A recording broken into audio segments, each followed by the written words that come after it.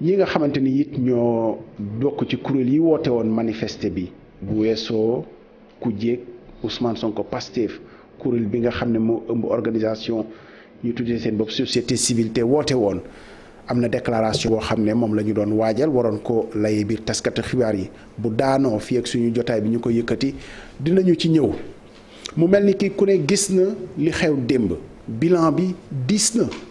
ci ay bakkani doomu aadama ñeenti bakkani doomu aadama rot nañu ci manifester yi ci loo xam ne rek ci biir réew mi la ci ay ndaw ñuy ñaan mu yem fa waaye nag faw ñu gëstu naka la ñuy génnee ci li nga xam ne nii moo fi nekk maa mbégte di dalal ci plateau bi wax dëgg fa yàlla ñu yey pour gindi ñu ndax bu ñuy woote jàmm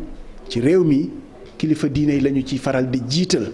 ñu am seen collectif des religieux pour la paix civile am na sax lu ñu doon jéem dafa mel ni ñoom gisoon nañu liy ñëw am na lu ñu doon jéem ci gàttandu coow li ak fitna bi amana dégg nañ leen amana dégguñu leen ndax jotuñoo gisee ak ñëpp Abbé Jacques Seck am nañ mbégte lool di la fi dalal jàmm. yéen nañu yàlla teeru ci béréb bi la may ñu sago ngom ak fulla ndax luñ fi mu wax jëriñ réew mi suñu âge bi ñu am lu fi tuuti yëngatu tere ñu nelew suñu âge bi 84 ans ku fi indi loo xam ne daal day jaxase du ma nelew parce que suñu réew mi ay ati atam ngi nii moo nekkoon premier ou deuxième modèle en Afrique noire ngir ñi fi nekkoon amoon sago soo xam ne kenn du foye nguur nekkuloon nguur du bëre pour def xaalis am pour tabax nit waaw jële ay xale ñu nite waaw ku nite nag am na loo xam ne nguur du la ko jaral sa village du la ko jaral loo xam ne daal day wàññi nit du la ko jaral loo xam ne day am te dina wéy du la ko jaral kon li fi mun a nekk min abadin ila abadin lañ daan jéem a ut su ma wolof yi daw def wax nag xaw a nekk. leer na naññ ci ni nga xam ne ñoom nga ko dundee ñi ci des duma leen may li ma la may ndax may naa la nga xuus sax ci waxtaan bi. may présenté maître Amadou Ali Kane avocat à la cour maître maa ngi lay nuyu. waaw jërëjëf Cissé jërëjëf TFM maa ngi nuyu ñi ma bokkal plateau bi nekk ay doyen ak ay xarit borom expérience di nuyu aussi mboolem ñi ñuy seetaan fii ci Sénégal ak bitim réew. sa wàllu Ibrahima Bakhoum journaliste ñun suñu doyen la nangu nañu ko di it borom xam-xam consultant ci wàllu communication ak yooyu média nu muy doxee ndax crise bi tudd neen ci lu bëri média am na sax lu dal ci kaw média Ibrahima Bakhoum dalal jàmm. asalaamaaleykum maa ngi leen di nuyu Abbé Jacques disait bu yàggul ne ñeenti at a ngi nii bañ bokkee plateau RTS la woon Assane maa ngi lay nuyu maître tamit maa ngi leen nuyu ak Ablaye waaw li nga wax de moo ci nekk rek maanaam média yi am nañ ci seen wàll. waaye ñiy déglu ñi tafit am nañ seen wàll ba ñu agsi ci soobee yàlla. dañuy faral di wax ni sax wax baax na waaye déggin bi tamit am na solo lool dama doon bañ a tegle ñaari sekkeen yi dama commencé ci Abbé Jacques Seck Assane Seck nekk ci wàllu moo tax ma demoon fi Assane Seck juriste membre comité exécutif organisation société civile yu bari mun nañ ci dudd Kongat mun nañ ci dudd forum civil dalal jàmm Assane. asalaamaaleykum wa rahmatullah maa ngi lay gërëm di la sant ci invitation bi. di commencer nuyoo bi di ko jagleel bu njëkk sama kilifa gi dend ak man muy Abbé Jacques Seck sama kilifa la te ñu sama doom baay lay di nuyu suma mag jële kii suma xaritu mag la sama mag la donc moo ko xam ne yàgg na di nuyu doyen Bakhoum aussi icône la ci presse bi icône la doyen la parce que ñun dañu màgg rek di ko gis muy jëf ñuy gis donc su loolu weesoo maa ngi nuyu téléspectateurs yi ñuy seetaan yëpp. di sant yàlla di wax ñett rek benn baat bi allahumma anta salaamu minka salaamu tabaraka wa azza jalal wal ikram ndax jamono ji ñu toll soxla nañu lool merci beaucoup. jërëjëf ñu nuyu suñu benn assistant réalisateur ci wàll xam na boppam Ibrahima Bakhoum li xew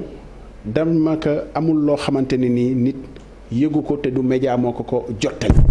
crise yu mel ni su amee dañ ko gis fu bari xëy na xaw naa dugg si sax ci ñu jàpp ni am na loo xam ne bu ñu ko waxee moo yokk coow li naka la ñuy def ba méngalee droit wu public bi ñu xam ak responsabilité ñi nga xam ne ñooy war a wax pour mu bañ a doon luy indi mëri rëndoo maanaam dégg ni toj nañu dégg ni dóor nañu keneen gisee ko ni kon moom it war naa dem toj war naa dem dóor lan moo ciy cër ak responsabilité. la ci jiitu mooy li nga mujjee wax responsabilité ak it xam li ngay liggéey lu mu doon dañu wax na ji tasam xibaar du njëkkante maa fi njëkk a wax naam maa fi njëkk a wax am na mën na la jox cër bu fekk mën na la jox daraja bu fekkee ne la ngay njëkk a wax bés bu ne lu dëggu la waaye dañu wax ne ji mujjee wax te nekk ci dëgg moo gën njëkk a wax te li nga wax yëpp di toj te kenn nanguwu ko wala nga dem tuuti ñooy laa yow kat li nga waxoon du noonu nga naan waa dama jégalu ngay rectifier li ci nekk nag mooy responsabilité bi nga wootee sañ naa ko wax benn affaire la mën naa ko wax tamit benn affaire la ndax war naa ko wax mooy coow li parce que war naa ko wax dañuy wax ne ji amul kenn benn réew boo xam ne di nga dem ba ñu ne la liberté de la presse mooy liberté wu journaliste bi lu ko neex wax liberté de la presse li koy waral mooy maanaam wuute bi rajo yi télévision yi ak journaux yi am maanaam kii jëm fii kii jëm fii kii jëm fii pluralité boobu maanaam bëri waayu titres yi bëri waayu rajo yi télévision loolu mooy mën a indi liberté bu ko defee man sama rajo wala sama télévision wala sama journal lu muy nëbb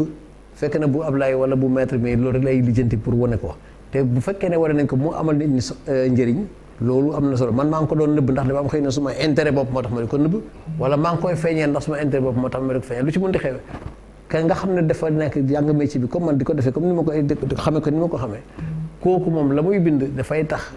ki nga xam ne mooy déglu mooy jàng wala mooy seetaan mun a def équilibre bu ñu àggee ci yenn jafe-jafe nag la muy laaj mooy seet la jiitu dañuy wax na ji média fii ak feneen concessionnaire de service public de l'information maanaam état bi moom nga xam ne moom moo war a jàngale moo war a faj moo war a lu ne lombal lu nekk lu doomu aadama yi soxla état moo ko war a yombal moo ko defal te am xibaar da caa bokk gëstu xam-xam da caa bokk yar da caa bokk bu ko defee ku wax ne ji man de mën naa ko def boo ma ko bàyyee ba ma joxe fréquence mën naa defal suma télévision mën naa defal suma rajo mën naa defal ñu ne waa baax ba nga am ko dañ la ko loué maanaam loolu naa ko de fréquence bi dañ la ko loué kon sénégalais yi kenn ku ne am nga ci wàll bu ko defee bu boobaa xam nga ne état du defar boppam pare yàqal boppam donc li nga xam ne bu ko defee muy luy yàqu journaliste bi daf ko war a moytu waaye nag waxuñ ne tamit nga nekk tagg côté diw propagande si diw déedéet dañuy wax ne état la ñuy ooyee état nii la tëddee jaaxaanay bu ko defee nga wax fii wax kenn ku nekk bu fekkee nag ne état bi dafa féete benn boor rek loolu dina indi jafe-jafe bu fekkee ne ci tamit état bi dafay ñëw di xojoñal nit ñi tamit loolu dina indi jafe-jafe pour journaliste yi liggéey ci mais ci gàttal daal la ñuy jàpp nga xam ne mooy li jaadu journaliste bi na xam ne moom liggéeyam nekkul luy tas réew nekkul luy féewale ay doomi aadama nekkul luy indi ay loo xam ne ji kii moom xeet wi moo gën bi xeet bee moo gën bi diine ji moo gën bee loolu moom liggéey du liggéeyam li liggéeyam daal mooy fexe ba nit ñi xam la ñuy xam ne leen amal njëriñ bu leen amalee njëriñ ñu mën ci réew mi dem ci kanam loolu lañ koy doyee. Maître Amadou Kane xëy na bu dul guléet bi yoon fës na ci ñu xaaree avocat ci prétoire défendre client ñu dem ba ci penc mi ci boppam nit ñi déggin bi ñuy am ci waxi avocat mu mel ni ki waxi xupp la mu mel ni ki waxu incitation la parce que débat bi posé wu na ci vraiment ni avocat yi di waxee ci dossier publiquement dañu daan faral di gis sax bâtonnier di tere avocat wax balaa ñu ci dugg at yu mujj yi bari na trop lu bâtonnier di jox ay ndigal avocat pour bu leen wax est-ce que tamit ci waxi avocat am na ci loo xam ne day tegu seen kaw lu mel ni kii liy tegu ci kaw journaliste bi ci ànd ak responsabilité ci wax donte client lay waxal. waaw ñun ñëpp xam nañu que ordre la ñu am maanaam dañu am benn kuréel boo xam ne moo ñu tënk mooy ordre des avocats ordre des avocats bâtonnier moo ko jiite boo xam ne ñun ñoo ko fal mu am ay conseillers à l'ordre alors ñoom seen liggéey mooy lan mooy wottu maanaam règlement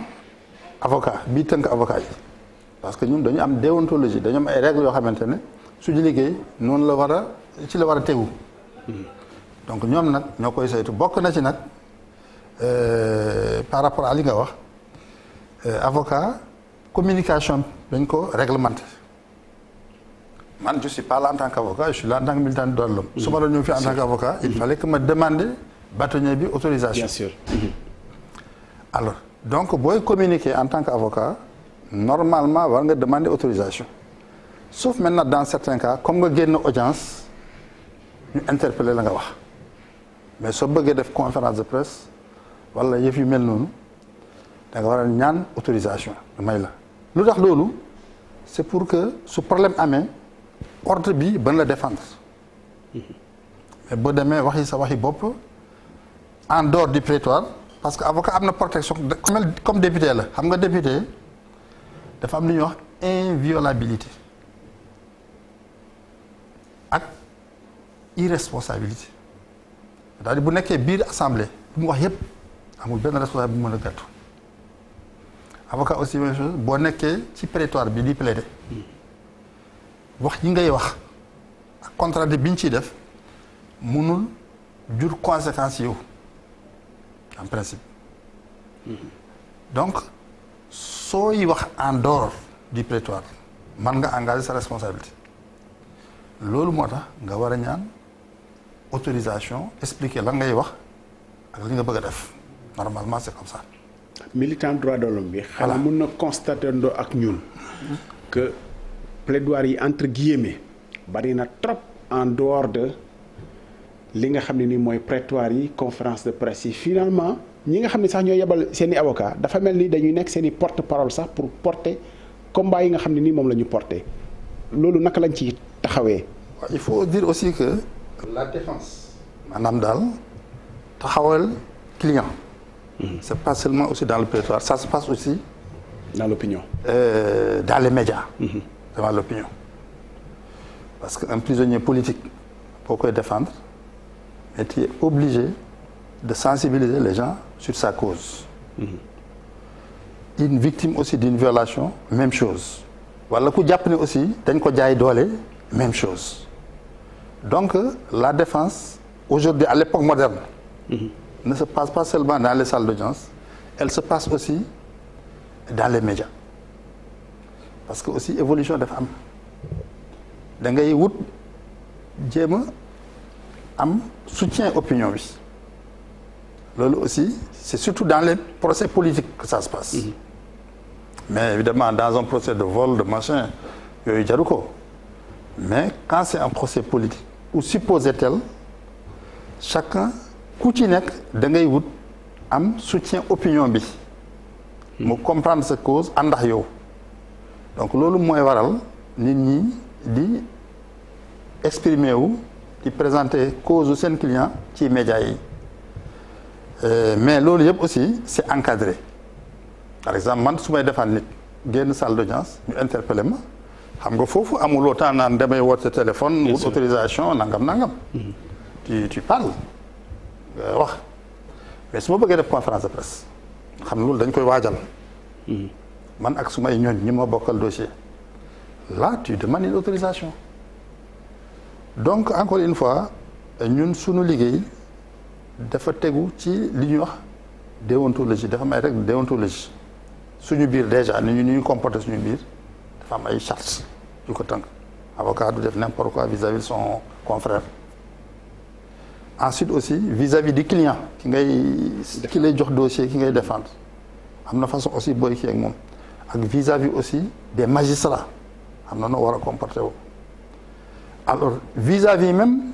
yow sa tenue avocat dafa am une certaine dignité une certaine délicatesse yooyu yëpp ça fait partie de nos règles et vis-à-vis maintenant de notre communication en direction du public dafa am ni ñu ko encadré moo tax gars yi ñu leen di laaj su ngeen di wax parce que mën na engager seen responsabilité demander une autorisation pour demander ñu lan ngay wax seet ndax jar na ñu jox la autorisation nga wax. Maintenant nag comme je vous ai dit écoutez à la sortie d'une salle d'audience les journalistes sont là t'interpellent amuloo jot naan da ngay naan laaj autorisation xaju fa mais tu parles de ton dossier et il faut parler aussi avocat xam nu mu war a waxee avocat aussi c'est pas aussi quelqu'un qui parle comme il veut n'importe comment dafa am une certaine dignité am une certaine délicatesse un certain respect boo war a def parce que yow li ngay dañ lay xoolee aussi métier bi liggéey bi moo tax da nga war a am vraiment une tenue. jërëjëf donc pour expliquer un peu quoi. jërëjëf maître Amadou Ali Kane mbokk yi li ñu boole tey waxtaanee naka la ñuy génnee ci situation bi nga xam ne nekk nañu ci xëy na ñëpp duñ déggoo ci baat bi bu kii nee ñu ngi ci crise keneen jàpp ni xëy na tolloogul foofu dayo bi waaye nag Abbé Jacques Seck est-ce que ci sa gis jàngatu taarixu Sénégal yaakaar nga ni tey lan nga gis déjà ci xew-xewu démb bi ak fiñ ci toll est-ce que yaakaar nga ni jot na muy lu ñuy toog waxtaanee ko ak kilifa yi ngeen doon lan ngeen ci mën. ni mbir mi dikkee tax na ba suñu teeloon wax sax tout de suite di 5 heures après ñu am droit def ko am na loo xam ne bu xewee ci réew le principe on va les utiliser mais on va pas attendre que il y a des limites dans la délicatesse par rapport à la loi. kii dañu pes démba ci salle d'audience te salle d'audience boobule pes xëju fa. jarbaatu ki nga xam dañ ko pes jël jaasi ne lu ñu def rek dina ko faj. on comprend sa colère mais il n'a pas à le faire. sinon day aggraver problème bi. lii ñuy wax fii tey incha allah dañu bëgg ni ñuy déglu gën a nite gën a soppa réew mi gën a bàyyi caaxaan bàyyi farfarlu te parce que laa leen su ma jarbaat rek ma jóg waaye nag su ma ko seen xaal pulaar yi ak joole nañu sec waaye d'accord on comprend li nga bëgg a def waaye noonu lañ koy defee ci dans les temps modernes nekkatu ñu ci village ñu ngi nii ci temps moderne muñalte et cetera ma ne wax nañu dégg di et cetera li ma xaw a diis nag wolof parce que. lay ñuy comprendre sa wolof bu baax ñuy comprendre sa wolof bu baax. lu ciy cëru kilifa diine yi parce que réew mi quand même kilifa diine yi dañ ciy am cër. c'est ça est-ce que li nga doon junj léegi ne mbir mi ni mu ñëwee. ci problème souvent nag ñu wax ko ministre de l'Intérieur mu ngi koy fàttali dem waaye ci loolu la yem. ci ne problème la entre ñaari doomi réew ñaari sénégalais. waaw est-ce que finalement mbir mi ni mujjee yéen ba fi mu toll nii da ngeen ko tënk rek ci mbirum ñaari sénégalais yoo xam ne ñoo jote ñu war leen a bàyyi wala jàpp nga ni tey romb na loolu te war nañ cee wax war nañ cee mën a jéem. parce que bu ñu seetee ni mu mel am na foo xam ne buñ ko defoon nit ñi yegg ko jarbaatu jàmbur mun a dem xaru waaw lii ñuy waxal suma nijaay mun a xulu na waaw. ba ñu pes ko parce que malgré la civilisation moderne les racines ça sont là. am na loo xam ne boo ko waxee fii ci rajo bi. balaa kersa dab nit waaw balaa janta soo mu jur yu kenn xamul. soit nit mooy wax ne labe buy tappale di wax lu kenn xamul. kale ne ko waaw c'est-à-dire c'est extrêmement sensible. parce que ba tey nag dignité traditionnelle mu ngi fi ba tey jom ngaa ngi fi ba tey. malgré tout ce qui fait que ñun ñoo war a naviguer entre dignité boobule ak le monde là qui est fragile ou n'importe qui n'importe quoi avec les médias. te duñ ko ci topp ba mu ojjee parce que sinon du sotti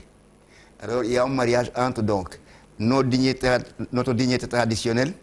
et le monde moderne qui amène des petites nuances qui arrivent dans la société inévitablement. C'est pas facile à dire. mais Abbé joxoo ñu solution bi ba léegi est-ce que li ñu génn bëccëgu démb bi. waaw te ñu jàpp ni ñeenti bakkan rot nañu ci. diggante barki démb ak démb. ak dégâts yi nga xam ne moom fi mu dégâts yi moom def naa ëpp na sax ci wax tey. waaw ba armée bi génn ci région de Dakar région de Thiès aussi requérir nañ forces armées yi. gannaaw première ligne ak deuxième ligne mooy police ak gendarmerie. naka lañ ciy génnee lu ñu ciy génnee tey. lii ñuy def nii de déjà c'est pas mal njaaxum am na ci réew mi jéggi na dayoo ñu ne ñun ñii day nga xam ne régulièrement dañuy gise li passé na mais ba tey tàngoor baa ngi fi ba tey lan lañu mun a wax fii may wax pour que mu gën a seddal nekk parce que loolu mooy problème bi. ne nit ne la ba chaque lu ma xam ci politique bay wax nii ci politique xam naa politique kañ parce que âge bi ma am ak sumay responsabilité fait que lu fi nga mel nii mun naa ci war a wax bu ma amul diplôme ya am au moins. jaar àdduna. waaw parce que fi ma ne sutaan bi éducation bi tax na ba bu ma waxul su ma xaar laal joolay ne lu tax la ba waxul xaar lu tax la ba xaar sax ba lii waaw qui fait que donc dans ce pays en tant que citoyen bu ñu bañee wax kon mu ñaaw moo tax may gërëm ñi def ñu fi indi fii tey. comme tàngoor baa ngi fi ba tey lu ñu fi wax mun na jëriñ réew mi su ma def xaw di jënd waaye ba tey rek. Assane Seck xam nga réew mi bu daan toll ci situation yi souvent dañuy convoqué ñu ñuy waxee société civile très souvent dañ leen di convoqué. d'ailleurs am na épisode yoo xam ne jaar na fi ci kujjee politique. élection yi 2019 moo ci mujjee ci bu ñuy fàttali. def naa ni société civile moo ci def li mu def ba. xëy na sax ñu def élection ci jàmm ndax parrainage bi gënoon a metti société civile moo ko mujj garanti ci teewaayam waaye nag tey Assane Seck dafa mel ni dañoo toll situation boo xam ne société civile boobu léeg-léeg dañ leen di bàkkee péete ba tax xëy na seen maandu ñenn di ko remettre en cause ci histoire société civile lan moo tax Sénégal tey ñu dem ba yegg foofu est-ce que ku jëppal ñoo leen di tooñ rek di leen bàkkee péete wala dafa am péete dëggantaan. Ablaye damay commencer par ñaawlu li nga xam ne moom la ñuy seetaan ci télé yi boobu ba tey muy jëf joo xam ne rafetul ci ñi yore nguur gi rafetul ci ñun ñii yore nguur gi rafetul ci deru sénégalais ci boppam dañuy tamit ñaanal ñi fi jóge di leen ñaanal yàlla teeru leen teral leen ci àjjanam bu tedd gi bu ñuy wax société civile pareen saay nit ñi dañu war a def tuuti rek benn suñ maanaam xaw ma ni ñuy waxee dañuy jéem a tënk société politique pour mën a xam kan mooy société civile ndax boo génnewul société politique doo mën a xam lan mooy société civile ndax société civile moo gën a yaatu société politique ndax ba ñu génnee laata ñuy dugg ci révolution maanaam nguur ga daanoon France ña fa nekkoon ñoo doon maanaam waay diine ak waay politique muy clergé ak noblesse ñooñu ñoo àndoon ñooñu ba ñu àndee bindkat yëpp bind na ñooñu ñooy société politique ñeneen ñi nga xam ne bokkuñu ci woon nekkoon maanaam ci ay kuréel yoo xam ne dañuy doon yëngatu ci ay jënd ak jaay ak yooyu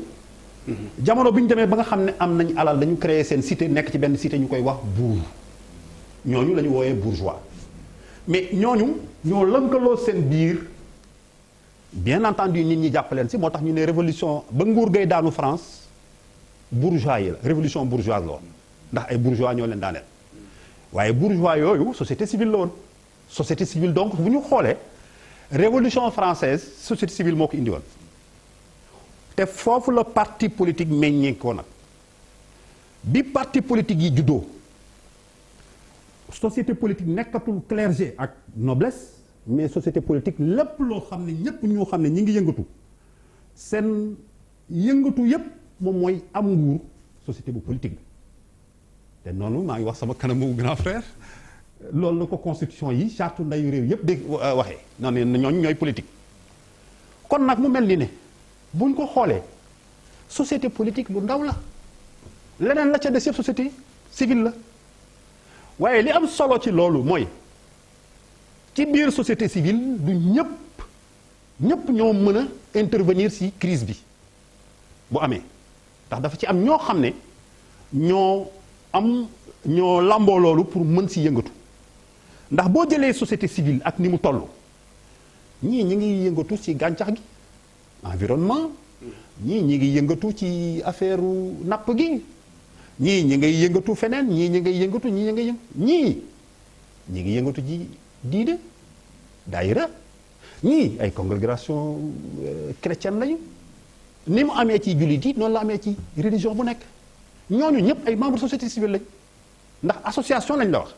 daayira yooyu yëpp ngay gis daayira yeeg ñooñu ñëpp bu ñu duggee ci biir société civile day yaatu lool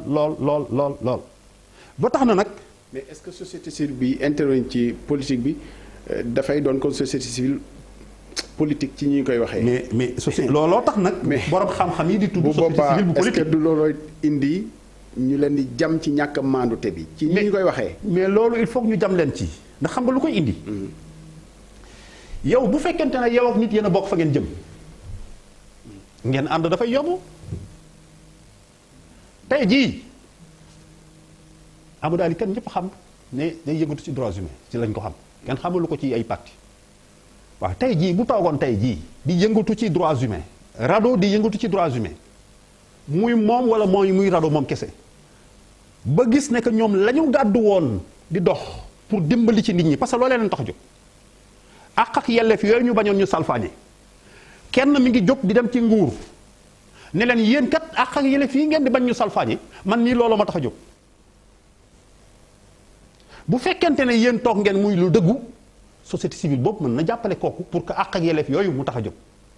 ndax damay dugg tuuti ci histoire ñu dem tuuti rek ñu xool lu ñuy wooye arabie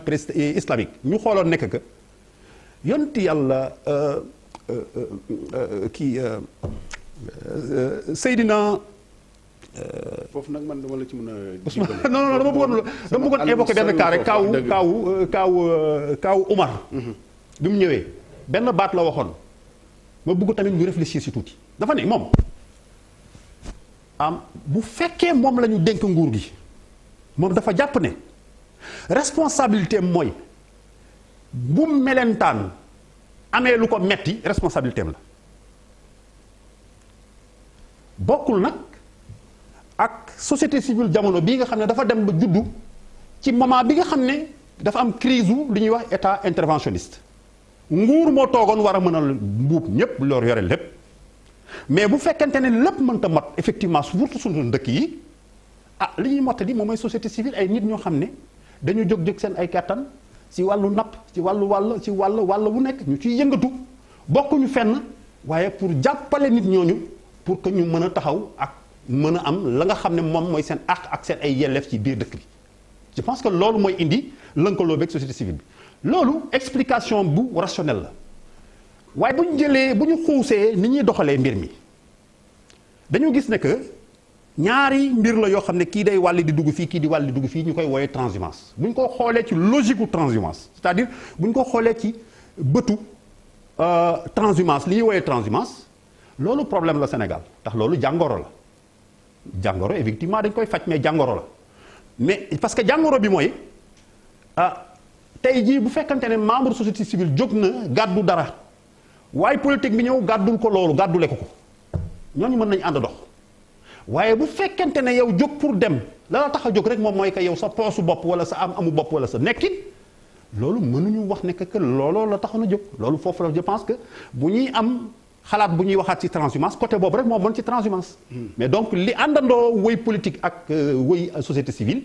àndandoo bu normal la ndax dañu ay dëkkandoo lañu looloo justifié tamit bu kii feebaree transhumance bu amee ci biir politique yi day wàllaale tamit société civile ndax ànd bu yàgg ak dëkkandoo day wàlle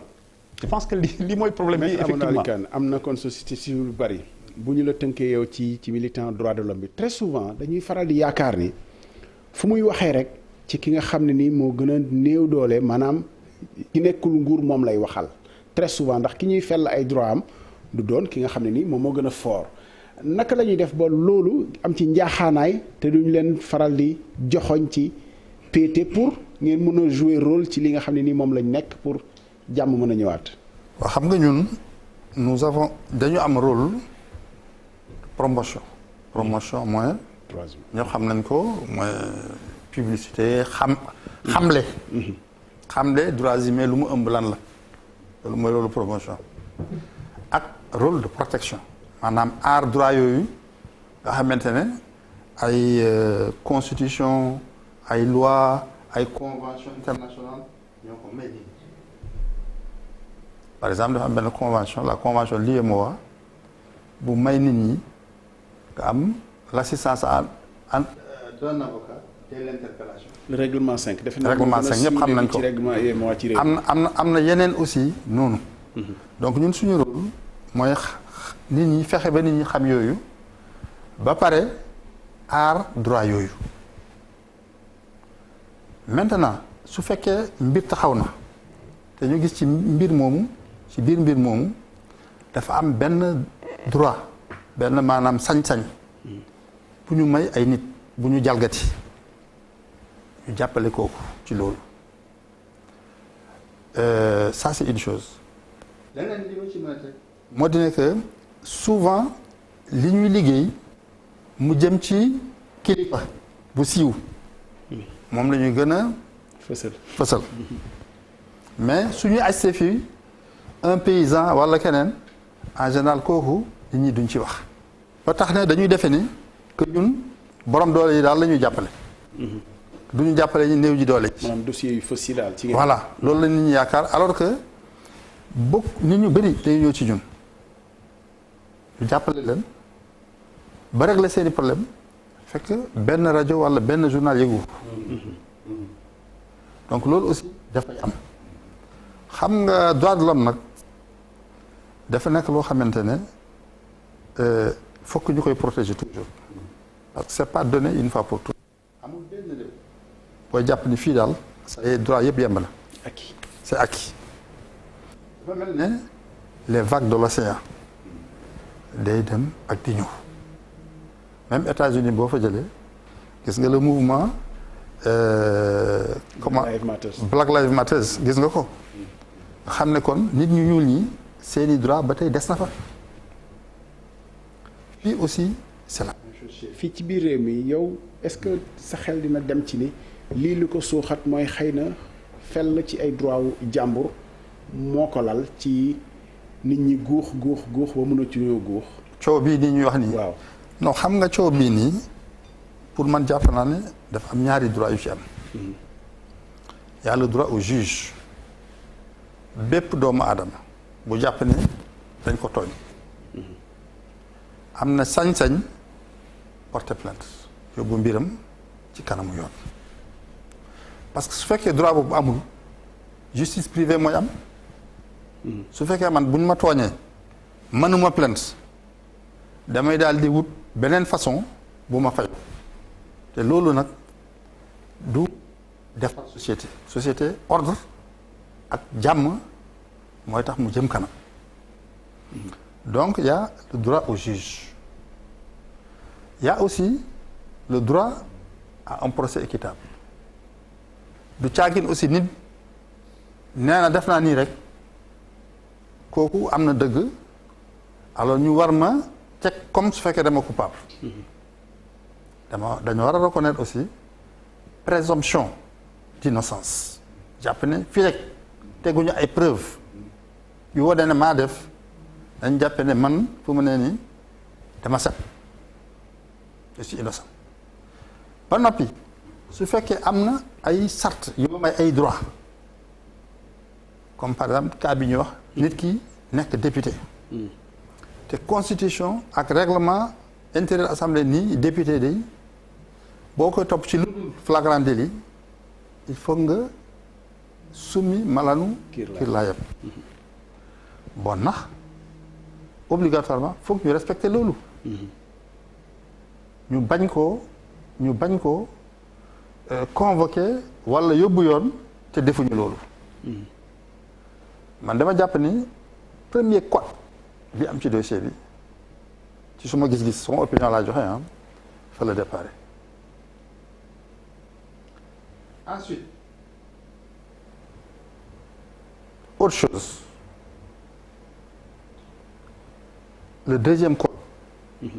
mooy comme convocation bi amatul jàpp nañu léegi nangu nañu que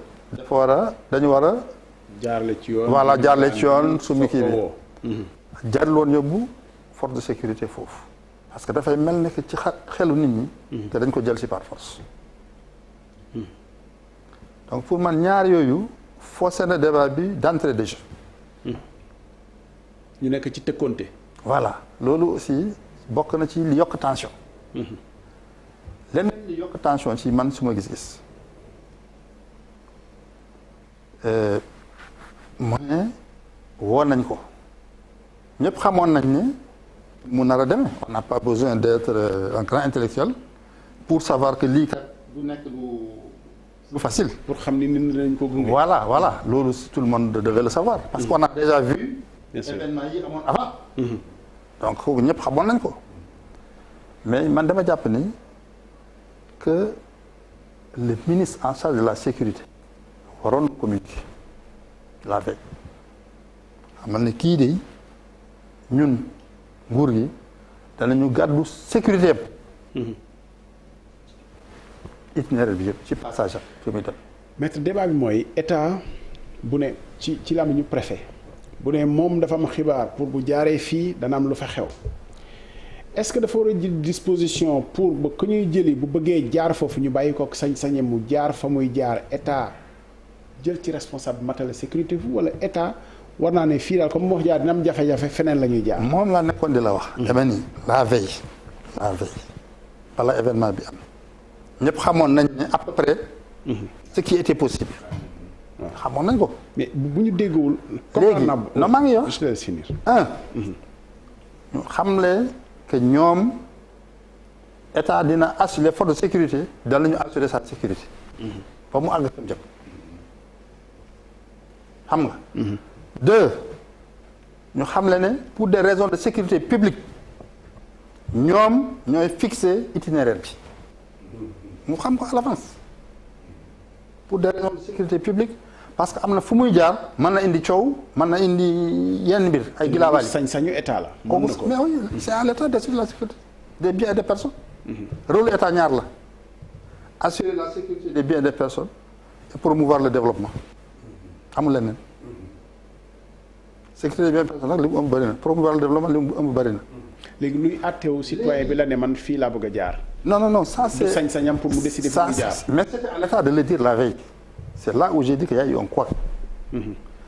moom il a communiqué la veille wax na def na conférence de presse wax na ju bëri ñoom dégg nañ ko c'était à l'état nag de recadrer les choses. dire que écoutez ñun lii la ñu jàpp moom ñun ñooy gàddu sa sécurité. lu ko arrivé on est responsable pour des raisons de sécurité publique itinéraire bi ñun ñoo koy définir forces de sécurité yi pas le gouvernement mais les forces de sécurité ñooy seet fan moo baax foo xamante ne lu indi ay du jur musiba wala leneen ci moom ak ci population yi mu jaar ko wax ne itam aussi du ñu nangu convoi du ñu nangu li du ñu nangu la wax daal mais waxuñu dara comme ils n'ont rien dit. mais on ne peut pas lui reprocher lui de dire man fii mooy suma yoon. donc moi j'estime que foofu y a un déficit de communication. soo tegee ay règles ñu jalgati règles yi ñëpp ni attention waxoon nañ ko. mais mënuloo fixé wuloo benn règle nit ki man lii moo ma gënal. nga jékki-jékki buub ko ni ko écoute trouble à l'ordre public. c'est un peu mince. militant droit de l'homme trouble à l'ordre public yooyu est-ce que day des rek ci mbirum yoon wala léeg-léeg ngeen jàngat ci ni mooy mobile yoo xam ne c'est très politique daal ci si suñu kujjee yi ci suñu réewu Afrique yi yoo xam ne la ñuy yëkkati très souvent di ko teg ci ndoddu opposition ak kujje gi. xam nga il faut étudier les choses au cas par cas. parce que mënoo ne. trouble à l'ordre public rek chaque fois que su amee c'est politique il faut nga xool les situations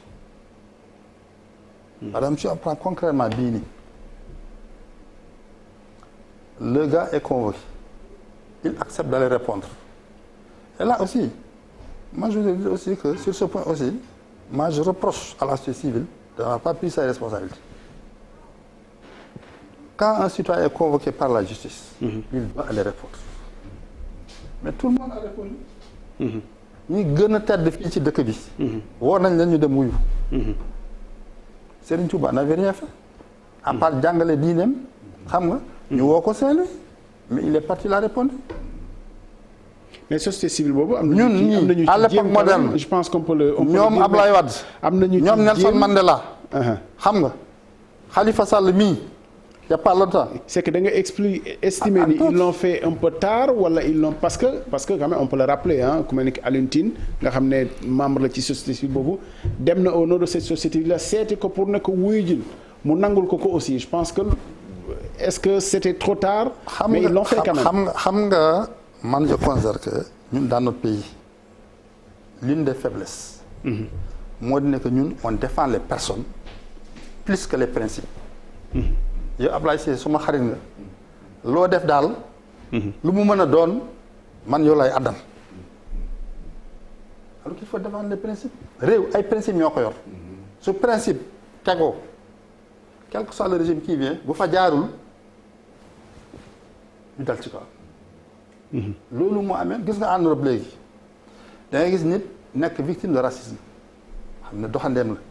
bokkul ci dëkk bi amu fa amee mais nit ñi jóg. bien sûr jàppale ko. suñu fekkee dañ ko ñu def ay marche blanche parce que ay principe la ñuy défendre. seetuñu deru nit ki seetuñu leneen. il faut que ñun itam on arrive à ce point nga xam ne du ma seet ñoo bokk parti ñoo bokk ethnie ñoo bokk diine ñoo bokk leneen buñ la tegee lu nekkul yoon ñu xam ne daal lii méngoowul ak sart yi ñëpp jóg jàppale la.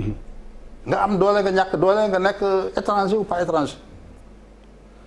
il faut que ñuy défendre les principes mais malheureusement ñun on est comme disait Senghor l'émotion est nègre et la raison hellène ñun sa waay daal nga am kii suma waay la lu mu def maintenant dans le cas pour terminer dans ce cas précis il faut pas aussi que les gens se trompent gis nga y a l'affaire de Sonko mooy mèche bi taal affaire bi mais dafa ñëw fekk fi lu bari ay frustration yu bëree bëri. boo jëlee couvre-feu bi rek pour ne pas aller loin xam nga yàgg na fi y a eu un premier couvre-feu après léegi ñu ngi ci deuxième couvre-feu bi te xam nga bëri na ñoo xamante ne wàññi na seen doole. bëri na ay maires yoo xamante ne fonde lañ doon jaay guddi loolu lañ doon dépense ak seen kër mais mënatuñu jaay. borom kii dibi xam nga dibi amul bëccëg dibi guddi la donc ces gens là jaayatuñu les artistes pareil ak sociétés yi sax seen bopp yi liggéey bëccëg parce que seen doole wàññeeku na ñu bëri sax licencié nañu ay nit bien sûr donc c'est vrai que c'est une crise mondiale la jur mais surtout ñun ci suñu réew yi nga xam ne amul doole donc loolu aussi frustration la nga yeewu ci kër sa papa ñu wàññi ko ci liggéey amatul revenu dégg nga ngay seetaan loolu amuloo noo def amoo liggéey yow sa bopp xam nga tu as les gosses qui font barza koo xamante ne xam na ni lii bakkanam mën na si des yaayam jaay takkaayam yépp jàppal ko daggal ko paasu gaal mu dugg xam ne mën na si des te dem mais ce gars là est-ce qu'il va avoir peur des forces de sécurité à la Médina sur terre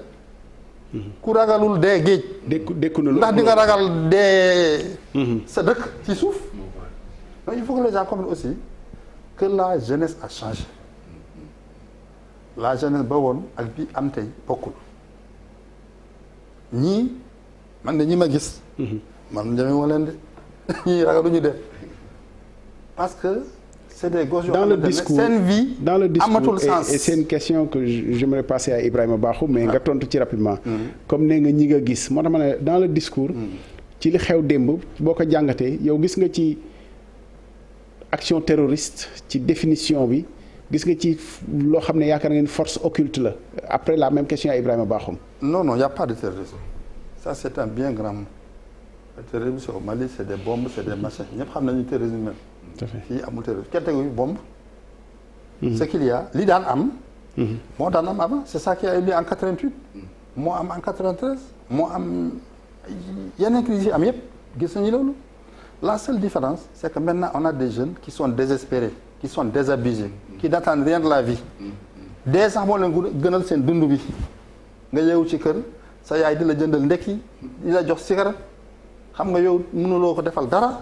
sa papa liggéeyul mais xam nga loolu humiliation boobu. mooy waral nga dugg gaal boo deewee baax na. soo àggee boo baax na soo deewee baax na loolu moo waral aussi ces jeunes là ils n'ont peur de rien parce qu'ils n'ont rien à perdre. Donc il faut que état bi comprendre que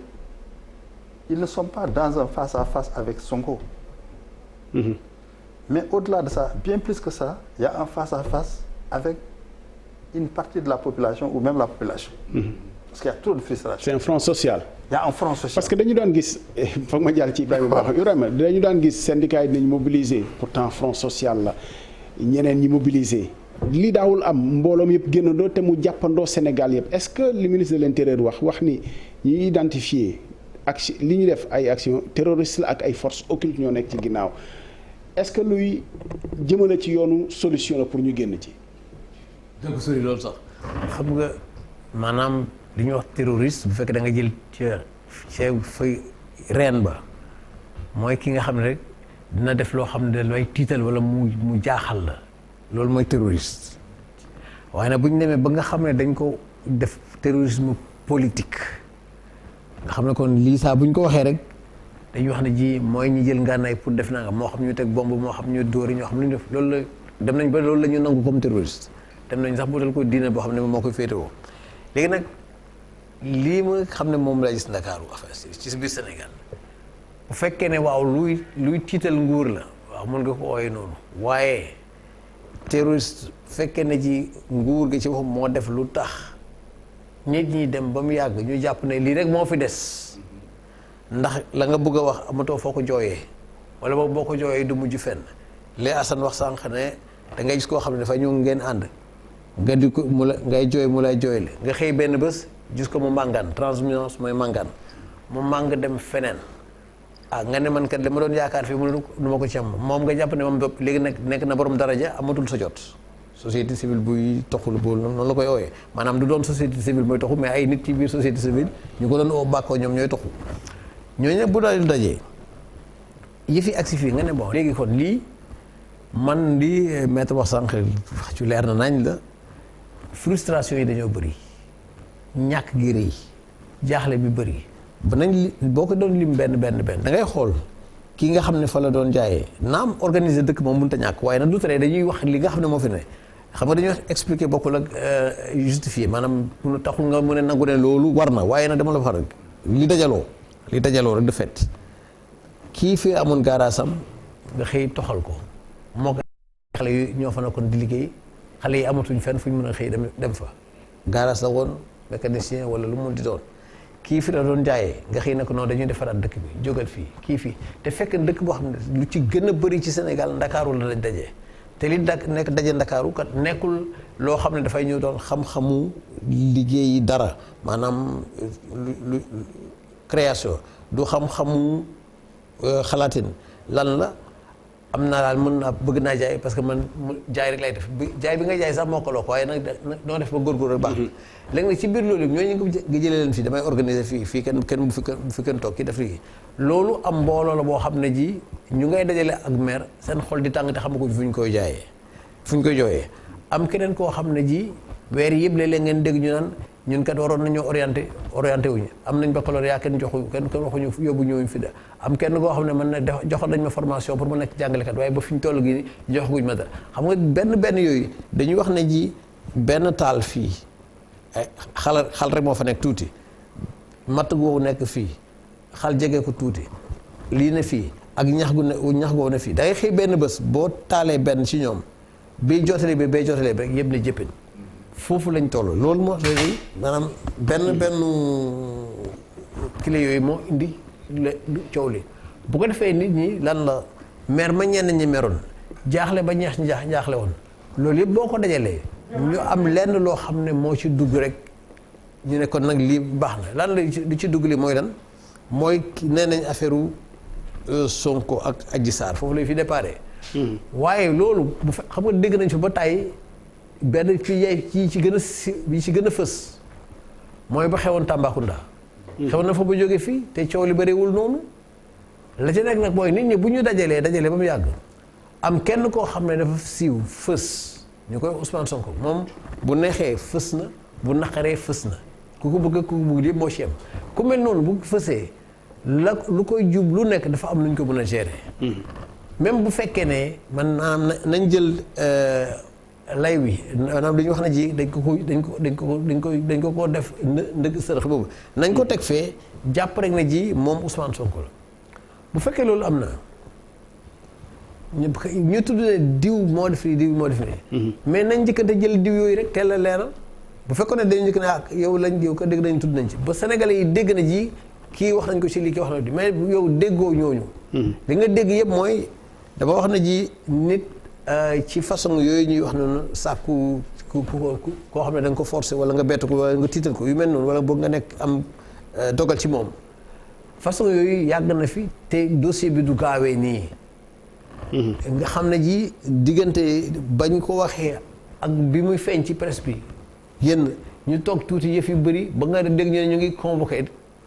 ki ngay convoqué te moom yow mu óora ne kii am na malade ki rey dossier bu fekkoon ne dañ ko defoon nag dal werante bi du bëri naam homme politique moom sax boo ko tuddee moom tudd ko justice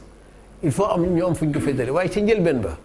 def nag li may wax ne yomb naa wax tey parce que dem nañ ba gis li xew waaye bu fekkoon ne ji ca la jiitu la mën na am xëy na état bi siwloon noonu waaye nag état bi am na ay borom xam-xam am na ay renseignement xam na réew mi waroon na mën a xam ne ji lii kat bu ma wax laalee Ousmane mën na àgg fii loolu maa ngi say jublu bu fekkee ne ji du kenn koo xam ne daf ko def pour jublu ci yàqal ko ci politiquement maanaam dégg nga benn loolu mooy benn bi boobaa nañ ko mënoon gérer naam lañ njëkkee woon ne ñun kat suñu yoon new si duñ ci wax parce que comme ñaari diggante ñaari Sénégal duñ ci wax loolu d'accord waaye nag comme du ngeen ci wax lan moo ci jublu gaawantu boobu gaawantu bi moom moo indi li tax nit ñi foog lii nañ jëlee nag beneen boor bi nga xam ne dañu wax ne ji ndëgg sërëx la bu ñu ko defal ka ko def bu fekkee ne moom dañ ne kat am na oto bu ko jël si police Sénégal xërañ nañ xërañ boo xam ne ji lañ nga wax noonu bu ñu demoon tey jii par exemple naka la ñuy wax réquisition lañ koy wax pour nga dem ci opérateur économique opérateur téléphonique yi nga laajte rek ñan ñoo téléphoné kan moo oo kan moo ko diw ban bërëb sàngam waxtu sàngam comme ne nañ ay téléphone nañ te jaar na ci nañ dem laajte loolu xëy na procureur na ko def xëy na juge bi na ko def dégguma ko waaye da doon dal rek toujours yu mel noonu anticipation def ci baax nga teel ko def de léegi nag ñu ne bon lan moo ciy liggéey média yi wala c'est surtout man fi ma bëggoon ñëw mooy lii am na ba pare waaw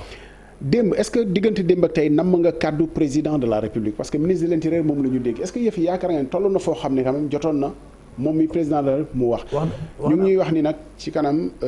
président conseil économique social environnemental war naa wax beneen séquence la après ministre de l'intérieur mais est-ce que namm nga kàddu président de la république démb ci benn rajo dama leen na ji fii nga ko doon waxee nag pour mu jot fii mooy kii bu mag bi nag boo ko waxeewul fii sa kàddu du jot nag Ibrahima da ngay bàyyi nag non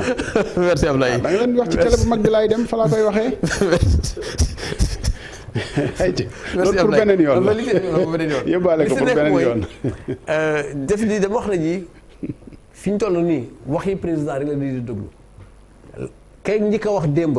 waxam dafa am ñetti parti yu mu néewee doole moom dafa am ay jéego yu mu jot a def ci ginnaaw boo tax mu néewal doole ci niñ koy gisee niñ koy xoolee parce que bu perception bu fekkee ne ji yow yaa yoroon dossier sàngam ñu xamee la loolu nga dem ba mu yàgg ñu dégg wax joo xam ne wax nga ko ñooy kii loolu lii nekk ñetteel bi sa wax dafay commencer néew doole lool te it dañuy wax ne ji ton maanaam booy wax solennité daf ciy baax bu fekkee ne kilifa nga ministre ci situation yu mel noonu loolu nag communicants yi ñoo ko mënoon xamal ne ko booy wax nii nga war a na dal nii élément de langage yow loo dégg ci wax ji dafa dëgër te du woon séquence su dëgër loo ci dégg dafa desee dafa ñagas non d'abord ñagas bi ci baat yi mu génne waaye même waxin nga xam nga discours baat yi dafa diis discours dafa am nu muy tëddee mën nga maanaam li nga bëgg a wax bu fekkee kilifa mooy wax day wax di dal di wax tuuti ay moment de silence dafa war am ci communication bi parce que bu ko defee dañu am moment de silence maanaam du doon waxi Ibrahima Ba xam nga dafa bar quoi yow da ngay wax ndànk dal waxaat ndànk dal bu ko defee nit ñi jël clé wenn bu ne boole ceeg na nga xool baat yi ngay def xam nga boo ne wax terroriste fii boole ci naan non dafa am ay gan yu fi ñëw def nangam loolu wax la yoo xam ne dafa xam naa moom at yee bëriwul waaye loolu wax ñu fi yàgg la yow jiiñ nit ne kii yaa fi def yaa def ne yaa fi indi gànnaay ak loolu lu fi yàgg la ba mu ko sulliwaat tey façon boobu noonu sénégalais yi ñi xam loolu miin nañ ko expérience boo xam ne jaar na fi loolu nag daf dañuy wax ne nguur léeg-léeg muy ut fu muy langaamu ba ne lii du ñun keneen la ankay ñun la ci biir Sénégal gii la xewee ay sénégalais ñoo koy def léegi nag bu fekkee dañoo ne am na ay gan yu ci bokk mënu ma wax déedéet parce que Sénégal bëri na ay gan ñun ñooy tabaskee ndoor ñooy oree ndoor ñooy demandoor église ñooy defandoo yëpp gan yooyu ñu ngi fi ba tey xëy na tamit bu mer dikkee am na ci benn wala ñaar yoo xam ne mën nga leen nit fii ñu mer rek jeex na mais tamit du sénégalais yaa ngi fii léegi ñu nekk ci yeneen réew yoo xam ne bu action amee foofu ñu ne action citoyenne la wala nangam naa ñu gis leen ci donc loolu lay boobu daf ko waroon dégager waxi terroriste mu dégager ko teg ko fële waxin bi dal ba loolu doon na bokk li tax ñu gën ko déglu mais comme li ma wax perception maanaam nañ ko doon gisee fa mu jaar-jaaram dafa am lu bëri lu mu ko yàqal moom jàpp naa ne ki waroon wax démb doon moom président de la république nga wax waaw moom la ñu waxam lañ gën a séenu mais buy wax it nañ ko defee nii li kii wax démb di tëkku bul tëkku kenn président moom buy wax boobu bu ci tëkku am xam na ne lii fi ñu àgg waruñ fa woon àgg maa ngi wax na ji njuumte weesuwul nga def situation boo xam ne doo xam koo waxal fi mu nekk nii président mun na wax rek bu waxal boppam mais nguur gi du am kenn ku mu négocier lu tax mooy ñi nga xam ne ji dañ ci waroon nekk ñu jàttale ne ñii ñooy leader yi boo leen bu coow li bëree loolu nga jàpp ci kenn wala ñaar waxtaan ak moom waxtaan bu siiw nag waxuma nga waxtaan ak suuf bi nga waxtaan bu siiw ñu ne kon ñu ngay négocier ak ñii waaye fi mu nekk nii mouvement bi du jox mouvement spontané loo xam ne ji kenn jiitewu ko wala boog man xaw ma ko jiite xaw ma benn leader yi fi nag bu amul leader nga ngay ci gis ala xëy na yoo xam ne am nañ 15 ans ay ñoo xam ne ji am nañ 20 ans am ñoo xam ne am nañ 35 ans 40 ans ay jigéen ñoo xam ne dañ doon waaj dem marché ba mu yàgg ñu gis benn magasin bu ñu kii fa ñu jël ci seen wàll ak lu demee noonu loolu façon yooyu du doon lu kenn organisé maa ngi dégg ay baatu yoonam dafa mel ni guérilla urbaine dañ koy xalaat structuré ko pensé ko di ko doxal mais lii dafa mel ni kenn doxalu ko ñii ñoo koy def. lu gën a yomb a gérer guérilla urbaine nga xam ne c'est structuré wala loo xam ne nii xamoo sax koo ci négocier bu boobaa noonu parce que bu boobaa ki war a négocier daa xam ko muy négocier ko muy waxtaanal mais kii da nga dul xam koy waxtaanal bu fekkoon ne ji. yow yaakaaroon ni lii Ousmane Sonko jëmmam moom rek la. waaw mais bu fekkee ne ji nguur tamit du mun ñu jiiñ la ba pare mu xëy benn bés rek oo la te loolu moom juriste ak nga xam nañ dara maanaam dafa am fu mu war a jaaree fa mu war a ñaan dafa commencé yéex waaye ñoom it Guy Marius Sagna yi nekk ci kaso bi. ñoom it Clédor Sène yi nga xam ne ji fay ñooñu demoon nañ ba mujj gi sénégalais yi leen di déglu bu fekkoon ne ji dañ leen a bàyyi jàpp ñaari fan ñetti fan bàyyi ñu kii ñooñu dina jokk seen dara di ñaam bu coow li bëree bu boobaa ñooñu dinañ mën a waxtaan ak ñoom mais fi nekk nii nguur gi amul kenn ak ci li ma gis boobu dafa amul kenn ku ñu waxtaanal comme amuñ ko ñu waxtaanal président rek moo mën a génn wax joo xam ne ji waxi dal lay doon du am menace du jiiñaate parce que fi léegi yàgg jiiñaate di def ay menaces naan boobu bu ma jàppee nag dina def parce que loolu naam réew mooy waxi noonu nguur mooy waxi noonu waaye fii dañoo tollul fu ñuy waxee ay menaces li ñu war a wax mooy d'accord dégg naa leen gis naa leen réew mu sonn la lii am na fi lii jaaduwul woon lii warul woon waaye kat réew mi fi ñu toll nii nañ ko waxtaanee xëy na njuumte am na ci ñi jàpp ne ñoom ñoo def nangam njuumte am na ci tamit ci xëy na ñi nga xam ne ji ñun niñ ko traité bu boobaa du wax ne yéen ko justice tey wala police de da daan ñun ko defee président boo day def ci boole da daan ñun nañu ko traité ñun waa nguur nañu ko traité am na ci ak njuumte ci biir comme nag njuumte du ñàkk ci doomi aadama léegi kaay leen ni ñu ko mën a waxtaanee mooy nii kii nga xam ne moom lañ ko jiiñoon moom nee na deful dara ka ko jiiñ moom nee na def nañ ko loolu wax la joo xam ne am na fu ñu ko mën a àttee bu boobaa moom discours maanaam élément de langage daal dañ koy jox ba bu sedd bu ko defee kenn du wax na ji bon kii nag ñu def ko lii sàkk ko ci anam yi ba pare président di protéger ki ko sàkku déedéet du doon noonu am na nu ñu koy mën a waxee ba nga xam ne ji kenn ku ne xelam da dal nga xam ne ji kenn du mën a jam ne ko président kon yow yaa fi nekk di aar ñiy sàkku nit ñi si dul yoon waxin lay doon rek bu ko defee kii tamit ñu ne kii kat wax dëgg am na koo xam ne mu ngi ci kaso bi fi mu nekk nii député la yéen sénégalais yéen a ko faloon ne dama bëgg ñu delloowaat kër nga xam ne kilo na ko surtout que ñu ngi waaj wax waxu teggi beneen immunité bi nañ ko bàyyi immunité moom proposition day def na parce que la ñu bàyyi ko ñoom. parce que dañuy wax ne ji ñaari kilo la. juriste yi boobu nañ leen ko bàyyi boobu nañ leen ko bàyyi waaw. donc façon yu daal président daal mën na fexe ba wax mais fi nekk nii jàpp naa ne amul keneen ku ñuy déglooti mu ci can nag ci dem ci nguur gi la xam maanaam exécutif wala politique yi kenn ku ñu ciy déglooti sauf bu fekkee ne kay wax dañoo miirul loo xam te fekk muy doon ko xamee nañ ko daal waaye nag dama xamul ci fii ndax am na kenn ku ñu ci xamee façon nga dal yooyu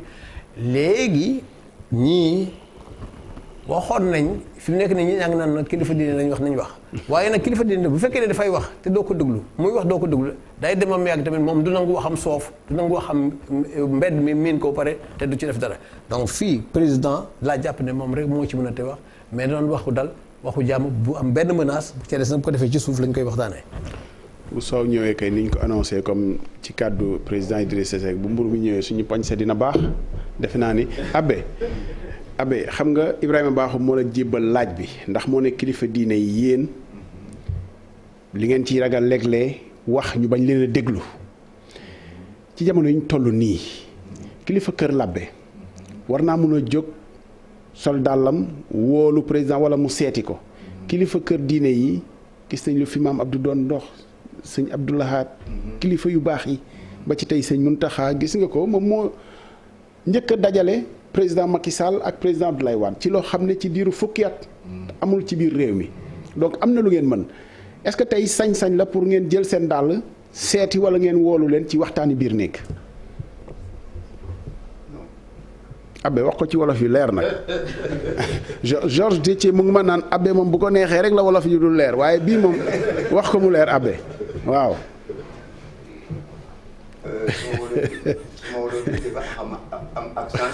baax na kay. li ñu fi indi tey. du caaxaan ni déedéet. parce que su dee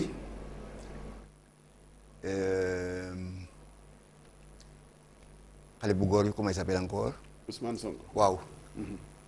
Sonko mu ngay def ci boppam ne un jour peut-être mun naa nekk chef de waaw. bu amee problème bu ma koy traité dinaa réfléchir parce que du ma xeeb koo xam ne yaa foog na ne mun na dem. bi wax Sénégalais yëpp ne fal leen ma. donc ñun ñuy wax fii dañuy seet daal ni ñuy def ba doomi ñi fi def lii lu mel nii du leen dal. parce que de toute façon pour Sonko pour Macky Sall ça c'est pas bien pour aucun d'eux. C'est un problème qui met du sable dans la calebasse républicaine. waaw mais am na comme am na nag moo tax ñu ñëw nii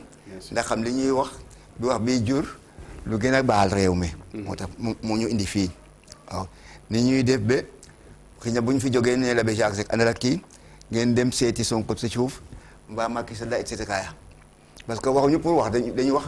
pour wax bi daal mun a jural réew mi. lu ko tax a génn ci problème bi te avancé. waaw. mais Abbé yow sañ nga wax ci turu kilifa diine yi ak fu ñu mën di bokk. ndax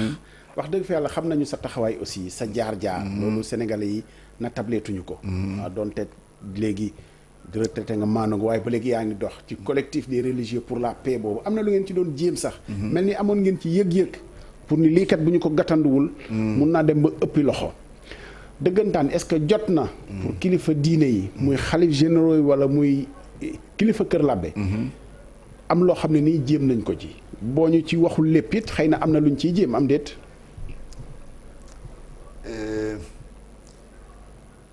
ci li ma sama côté.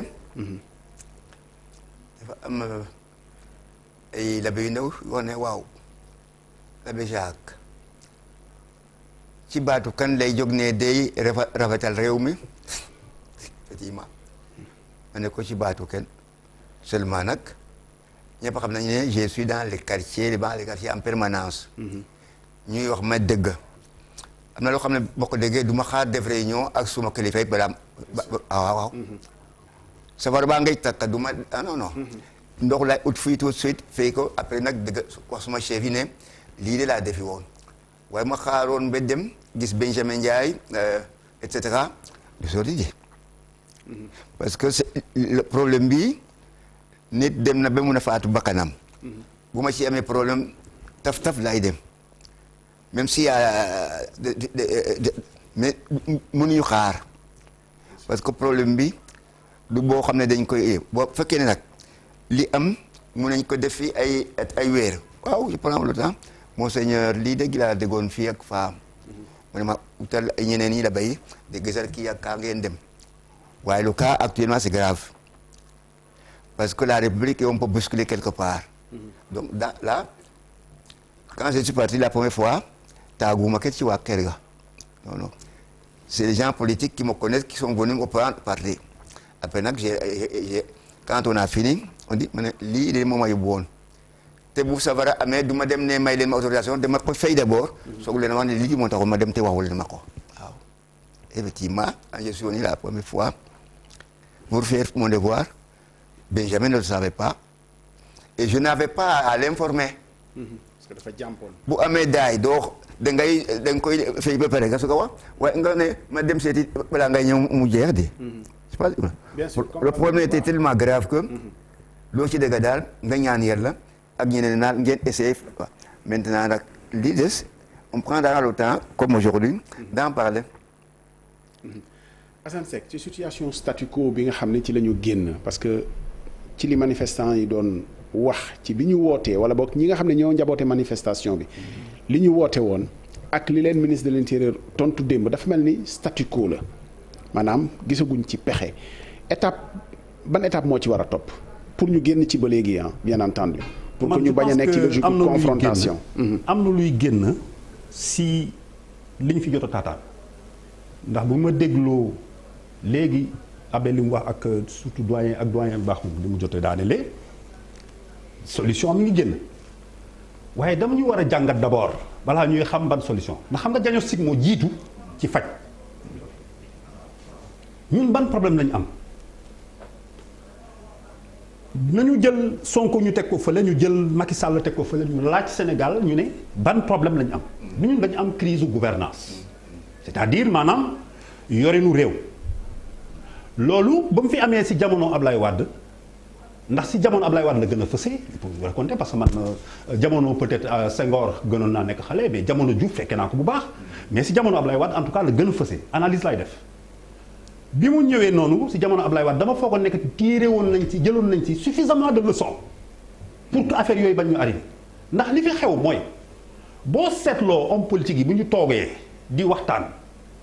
ñu seetlu ko rek ñu jàngat seen discours yi ñaari discours rek ñooy nekk en confrontation ñii dañuy ne xoolal li fi Macky Sall def moo fi tabax pont bi moo fi tabax lii moo fi tabax lii moo fi tabax lii moo fi def lii moo fi def lii moo fi def lii ñeneen ñi tontu leen ne leen waaye alalu réew mi jël nañ ko nangam ak nangam ak nangam ak nangam ñii jël nañ alal réew lekk alalu réew mi lañ fi nekkee kon ban jàngat lañ ci war a am mooy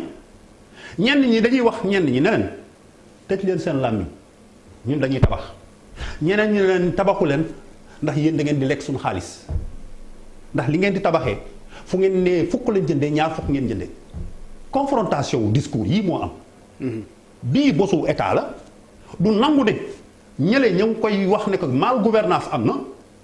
ñee tamit du ñu nangu kon teg seen bët ci pont yi ñu leen di tabaxal. mais démocratie li koy àtte aussi ci élection la. dem ñu teg lépp ci penc mi ñu ne bii moom a gën a doy boobu la. am mais boobu nag day fekk ñu yem ci discours bi parce que tant que ñu ngi yem ci discours bi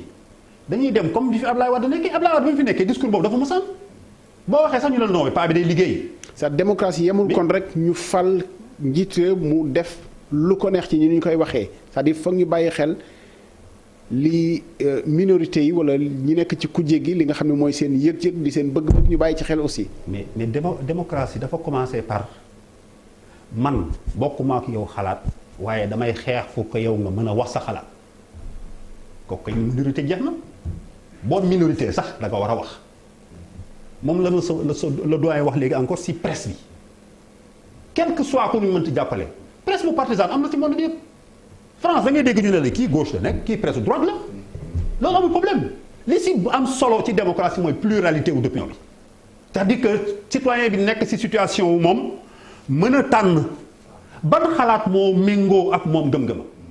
c'est même chose que membre société civile bi c'est même chose que n'importe qui ku si nekk da ngay gis ne que kenn moo porté dara loo xam ne méngoo na ak yow li ngay doxalee mais loolu lu ci am solo rek moom mooy que te ma bëggoon ci wax kon bu fekkente ne crise gouvernance boobu am na pauvreté dafa ñëw lalu ko c'est-à-dire nit ki bu xiifee problème bi mooy bu fekkente ne yow mi yore alal ji moom gëm na ne que amu fi lu mu lekk kooku problème du am ci biir kër borom kër gi amul xale yi même bu xiifee danañ ko muñ wala dañuy génn jëggeen yi loolu mën na indi sénégalais yi ñuy génn waaye problème bi du loolu ki xiif dafa jàpp ne kële moo ko teg xiif bi ki yore nguur gi ndax na mu yoree mbir yi moo tax moom mu xiif te loolu bi mbir yi commencé man mënuma jàpp benn yoon nekk mbir mi mbiru Pastef la wala mbir bi ñu réduire ko rek ci Ousmane Sonko dama jàpp ne que conflit bu mën a am ci mbodd ànd àdduna fi mu lalu si jalgati ak yelleefu doomu aadama la nee naa la commencé naa révolution française fu jaxasoo mës a am ay nit jóg loolu la am na kenn ku jalgati la nga xam ne keneen ko moom la moom da ko dul nangu kële tamit di ko réclamer ba ñu jàmmaarloo kon nag ba ñu jógee man bi ñoom abbee jógee laa ne alhamdulilah xanaa peut-être affaire yi na dal ndax bu njëkk ba bu ma déggaan ñoom maam Abdou Aziz Diop ma jàpp ne que damay gis dal am ci réew mi parce que ñoom maam Abdou bañ daan jóg. waaye dégg li abbee wax yi nee na bu ñu jógee am ñu ne lu ci seen yoon. mais xam nga foofu nag laa bëgg a ñëw. xam nga lu indi loolu mooy waay politique yi bi ñu demee ba nga xam ne léegi dugg nañ ci crise bi jamono Wade su ñuy waxal yàlla jamono Abdou Diouf du moins bu ñuy waxal yàlla li nga xam ne moo tënkoon lañ doon wooyee entrisme ba doon justifier Ablaye Wade di dugg ko génn lu ko doon indi fay lakk ko indi woon. baax na wala baaxul jugement de valeur la man juge wu ma man li am solo mooy ay fee laay wax donc loolu amoon na dégg-dégg bu am politique yi amaloon waaye diine yi. lan moo ko daan la ki woon ci nguur gi moo doon am yaatu. nangu ne xëy na foofu la problème dalal moo gën ci réew moo gën ci moom. ndax wala ñi féetewoo ci kuje beneen bi ñoo yaakaar ni daal nañu dem rek jàpp ci liggéey bi. gis nga bu ñu bëggee. lan moo koy lal. ba ñu bëggee wax rek fi problème bi nekk mooy. parce que tey dafa mel ni ñi féetewoo ci kuje gi opposition bi c'est-à-dire bëgg ñoo sax taqee ak ñi nga xamante ni ñoo nekk ci nguur gi tey pour bokk ànd liggéey jëmale Sénégal kanam. ñenn ñi dañoo wóoluwul ñenn ñi d'abord ñaari xam nga ñun fii waaye diine lan la. d'abord damay wax ci kanamu sama grand frère qui est juriste comme moi ba ñoom Rousseau ak ñoom ñëpp borom xam-xam yooyu di tënk état. ñun dañu ci boole woon. ñun bokkuñu ci woon. xalaatuñu suñu état bi nii ñu xalaatoon état ñun ñoom ñoo ñu tënkal nañu maanaam. mais est-ce que ñun gis nañu seen bopp ci structure état boobu nga xam ne dañu ko hérité te moom mooy moom. mais état boobu mu nekk en crise moo ñu indil lii yëpp état colonial moo nekk en crise ndax état colonial dafa tënku woon ci ñetti nguur mooy ñiy juger nguur bi defar loi yi ak nguur bi exécuter loi yi bi exécuter waaw mais léegi ñun Sénégal suñu doxalin. dañoo dox ba benn jamono ñu gisal suñu bopp nekk yenn problème yi bu amee am na ñeneen ñoo xam ne dañ leen di wooyee waaye diine te nga xam ne mooñaale wuñ leen woon ci biir constitution yi mais ñoom bu ñu amee problème si ñooñu la ñuy dem et malheureusement ñooñu amuñu pouvoir de juger parce que ñooñu seen décision day neex président mu jël ko su neexee président mu teg ko fële waaye léegi kon li fi am solo te suñu bëggee dem ci kii parce que solution nga wax Ablaye. man solution bi may préconiser pour la première étape parce que solution à deux niveaux la. premier niveau bi moi je pense que dalal moo jiitu. parce que ay nit suñuy xeex. déggoo dalal démb ci cadre ministre de l'intérieur. comme dalal déggu ma ci cadre gouvernement ministre de l'intérieur. ok va en guerre laa gën a gis. parce que li ma gën a gis ci discours am mooy discours nit ku tiit ba pare di réciter ndax da wax ji dafa gaaw mu xulli bët yi man bi ma ko liiree dama jàpp ne que kii dafa xaw a tiit ba pare gaawal wax ji. alors que man li ma doon jàpp mooy. nekk dafa waroon nekk benn nit bu dal ñëw dalal affaire yi jël ay engagement yu am doole parce que ni ma déggee dama foogoon nekk ministre bi tey bu génnee engagement yu fort lay jël waxuma nañu bàyyi Massamba wala nañu bàyyi jàpp Massamba waxatuma ci loolu man li ma wax mooy nañu fexe ba nañ ne réew mi na dal te dal nag. bu ñu ko bëggee xam ne kan moo ko mën a defal benn nit moo ban a dalal réew mi bu ñu bëggee wax dëgg rek. ndax moom si boppam bu fekkente ne dañoo nekkoon France man damay d'accord ne que moom bu jógee justice bi mën na def leneen waaye fii ñun fi ñu nekk nii président de la République président moo avoué ñëpp di dégg mu ne moom dana am ay dossiers yoo xam ne dana ci teg comme dana am ñoo xam ne bu ñu yëngatoo moom mën naa bañ a tax ñu bañ leen def dara waaw loolu yëpp bu fekkente ne mën nga ko ci justice. mais kon kay yow am nga suffisamment de doole. mais xëy na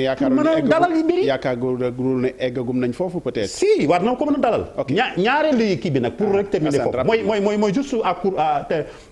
solution bi may wax à court terme. mais bu ñu génnee fii Ablaye. suñu gëmee ne du ñu génnee ci affaire Sonko bii crise du Sénégal jeex na bu politique dañuy nax suñu bopp ndax li nekk en filigrane mooy 3e mandat bi bu ñu génnee fii dañuy dugg foofu après. foofu tamit beneen problème day juraat encore. nañ ci ñëw léegi maître fi ma bëggoon ñëwee ak yow ma junj ko rek mais ñu dem déglu ji xam nga sànq yaa ngi wax ci am na réew yoo xam ne principe la ñuy xeexal. bu fa nit jiiñee ay wàllu yaan sax racisme dana am ñu ko xeexal. dinaa ci ñëw léegi parce que ci li xew démb ñu bëri jàpp nañu aussi am na discours boo xam ne moom la ñu yàgg dégg ci biir réew mi discours Boddi Konté ci yenn xeet yeeg yooyu am na ñu ñuy wax dégage ak yooyu dafa lal démb li xew ba. gis nga enseigne yi attaqué symbole yi dinañ ci ñëw léegi mais discours bi ma leen doon affaire déclaration bi ma leen doon wax bu Idrissa Seck président du conseil économique social et environnemental yemb na defe naa ñu déglu Idrissa Seck président institution conseil économique social et environnemental. xew-xew yu tiis te metti yi am ci réew mi fan yi ay xale yu tuuti di suñuy sët di suñuy doom di suñuy jarbaat génn ci mbedd mi di yàq di taal loolu yépp sababoo ci kenn ci ñun ku yoon woo ginnaaw bi ko keneen ci ñun porté plainte ne dafa am lu ñu séq mu bañ ne du wuy ji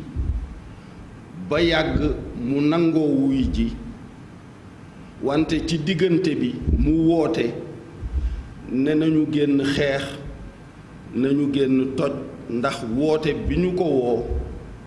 pour fexeel ko la faagaagal ko la léegi daal ñi ma seet si muy ñoom Alioune Tine ak yeneen kilifa yi li ma leen wax mooy njalbeenug ma tàbbal ci sama kàddu di ci tàbbal sama médiation di dem ci président mooy sama rakk ji mbir mi dal di Ousmane Sonko dellu ginnaaw ci li mu woote woon xeex ak taal ak toj wax ko waxin wu leer bu ko mënta wax ndax nekk ci ay loxo mu waxloo ko ñi ko jege ba ay ñoñam bàyyi li ñuy def bu ñu ko bàyyee man danaa ci dugal sama kàddu yaakaar naa itam ne président dana ma déglu pour ñu dox lu indi jàmm te du yàq dara ci li yoon war a liggéey. jërëjëf merci président Idrissa Seck président conseil économique social et environnemental privilège yu jàngat bi maître Amadou Ali Kane militant des droits de l'homme xam nga man li ma jàpp moo di nekk nguur gi muy moom président Idrissa Seck bi wax léegi ministre de l'intérieur ak ki nga xamante ne mooy chef de l'exécutif président de la République mbir mi xew nañ ko jàppee comme une alerte. maître nga baal ma parce que waroon naa ko def vraiment bala may jàll. pour ñu firil nit ñi rek ci kàddu yi ñu déggee ci Idrissa Seck donte dégg nañ ko waaye xëy na am nañ ci gis-gis ci ne dégg nañ ci déjà ni au moins am na ay contacts yu am diggante moom ak ñi mu tudd Alioune Tine je suppose que au nom de la société civile la kon da ngay gis ni dafa dabe li Abbé doon wax sànq ci ni am na loo xam ne duñ ci xaar dinañ ciy dox loolu déjà dégg nañu ko ci. dégg nañu ci conditionnalité yi nga xam ne moom la posé ci ni balaa mu cee jéem dara Ousmane Sonko wax wala mu waxloo ay nitam ci ne dellu na ginnaaw ci woote résistance à l'oppression boobu moo xoon yooyu ñaar la yoo xamante ni baat yu gàtt la ci speech yu Idrissa Seck waaye nag dégg nañ ko ci ñu leeraloon ko auditeurs téléspectateurs yi maître bismillah. voilà donc man dama doon expliquer encore une fois que lii nañ ko jàppee comme une alerte maanaam dafa nekk ay yëngu-yëngu yuy feeñal ay jafe-jafe yu nekk ci réew mi encore une fois Ousmane Sonko mooy almet bi ñu costé essence boo xamante ne mu ngi woon foofu tuuru donc il faut ñu seet essence boobu lan la ak lan moo ko tuuru même Ousmane Sonko bu defoon li mu wax nii est-ce que il sera écouté c'est ça la question est-ce que bu defoon discours déjà ça pose un problème mu ngi ci ay loxo mu def discours. waaye wax na comme mu ngi ci ay loxo mu waxloo. bon deuxièmement option la. deuxièmement pour mu waxloo d'abord man dégguma fenn fu ñu ne intérim am na intérim ci Pastef. que Pastef def na réunion désigné na tel membre comme assurant l'intérim dama xamul nag est-ce que un porte-parole mën na jóg rek wax. comme ça sans avoir une orientation boo xam ne. bureau bi moo ko définir dañuy sax Chérif Dia mu ngi de l'autre côté pour la réalisation après ma continuer mais parce que dina baax ñu dégg Alioune Tine parce que Idrissa Seck moo ko wax dana baax ñu dégg Alioune Tine Chérif boo ñu muñee lijjanti Alioune Tine ak aussi waa Pastef parce que adresse su président Idrissa Seck bi ci ñoom la jëm kuñ ci mën a am rek ñu continuer suñu waxtaan maître deuxième chose. nga boole kook sa tontu bi maa ngi la doon wax sànq ni. am na loo xam ne aussi dafa lalu ci biir réew mi. benn discours jëmale ci colonisation bi pour ne pas dire France. ci lu ñu jàpp ni lu tegu suñu kaw ñooñu ko teg ba mouvement juddu fii seen njiit Guy Marius Sagna la frappe France dégage sax la tudd ñu bëri jàpp ni aussi li xew démb am na lu bari lu lalu ci discours boobu est-ce que discours bu ñu mën a nangu la ci république ci biir réew mi idéologie la boo xam ne mën nañu koo nangu wala bokk lu ñu war a xeexaaleel comme ni nga waxee ci yenn réew yi am na loo xam ne bu ko fa nit waxee même boo dee waay yàlla boo dee jàmbur di nga gis ñu la xeexal pour xeex ay principe est-ce que discours ci principe mën nañ ko nangu am déet. xam nga man li ma gëm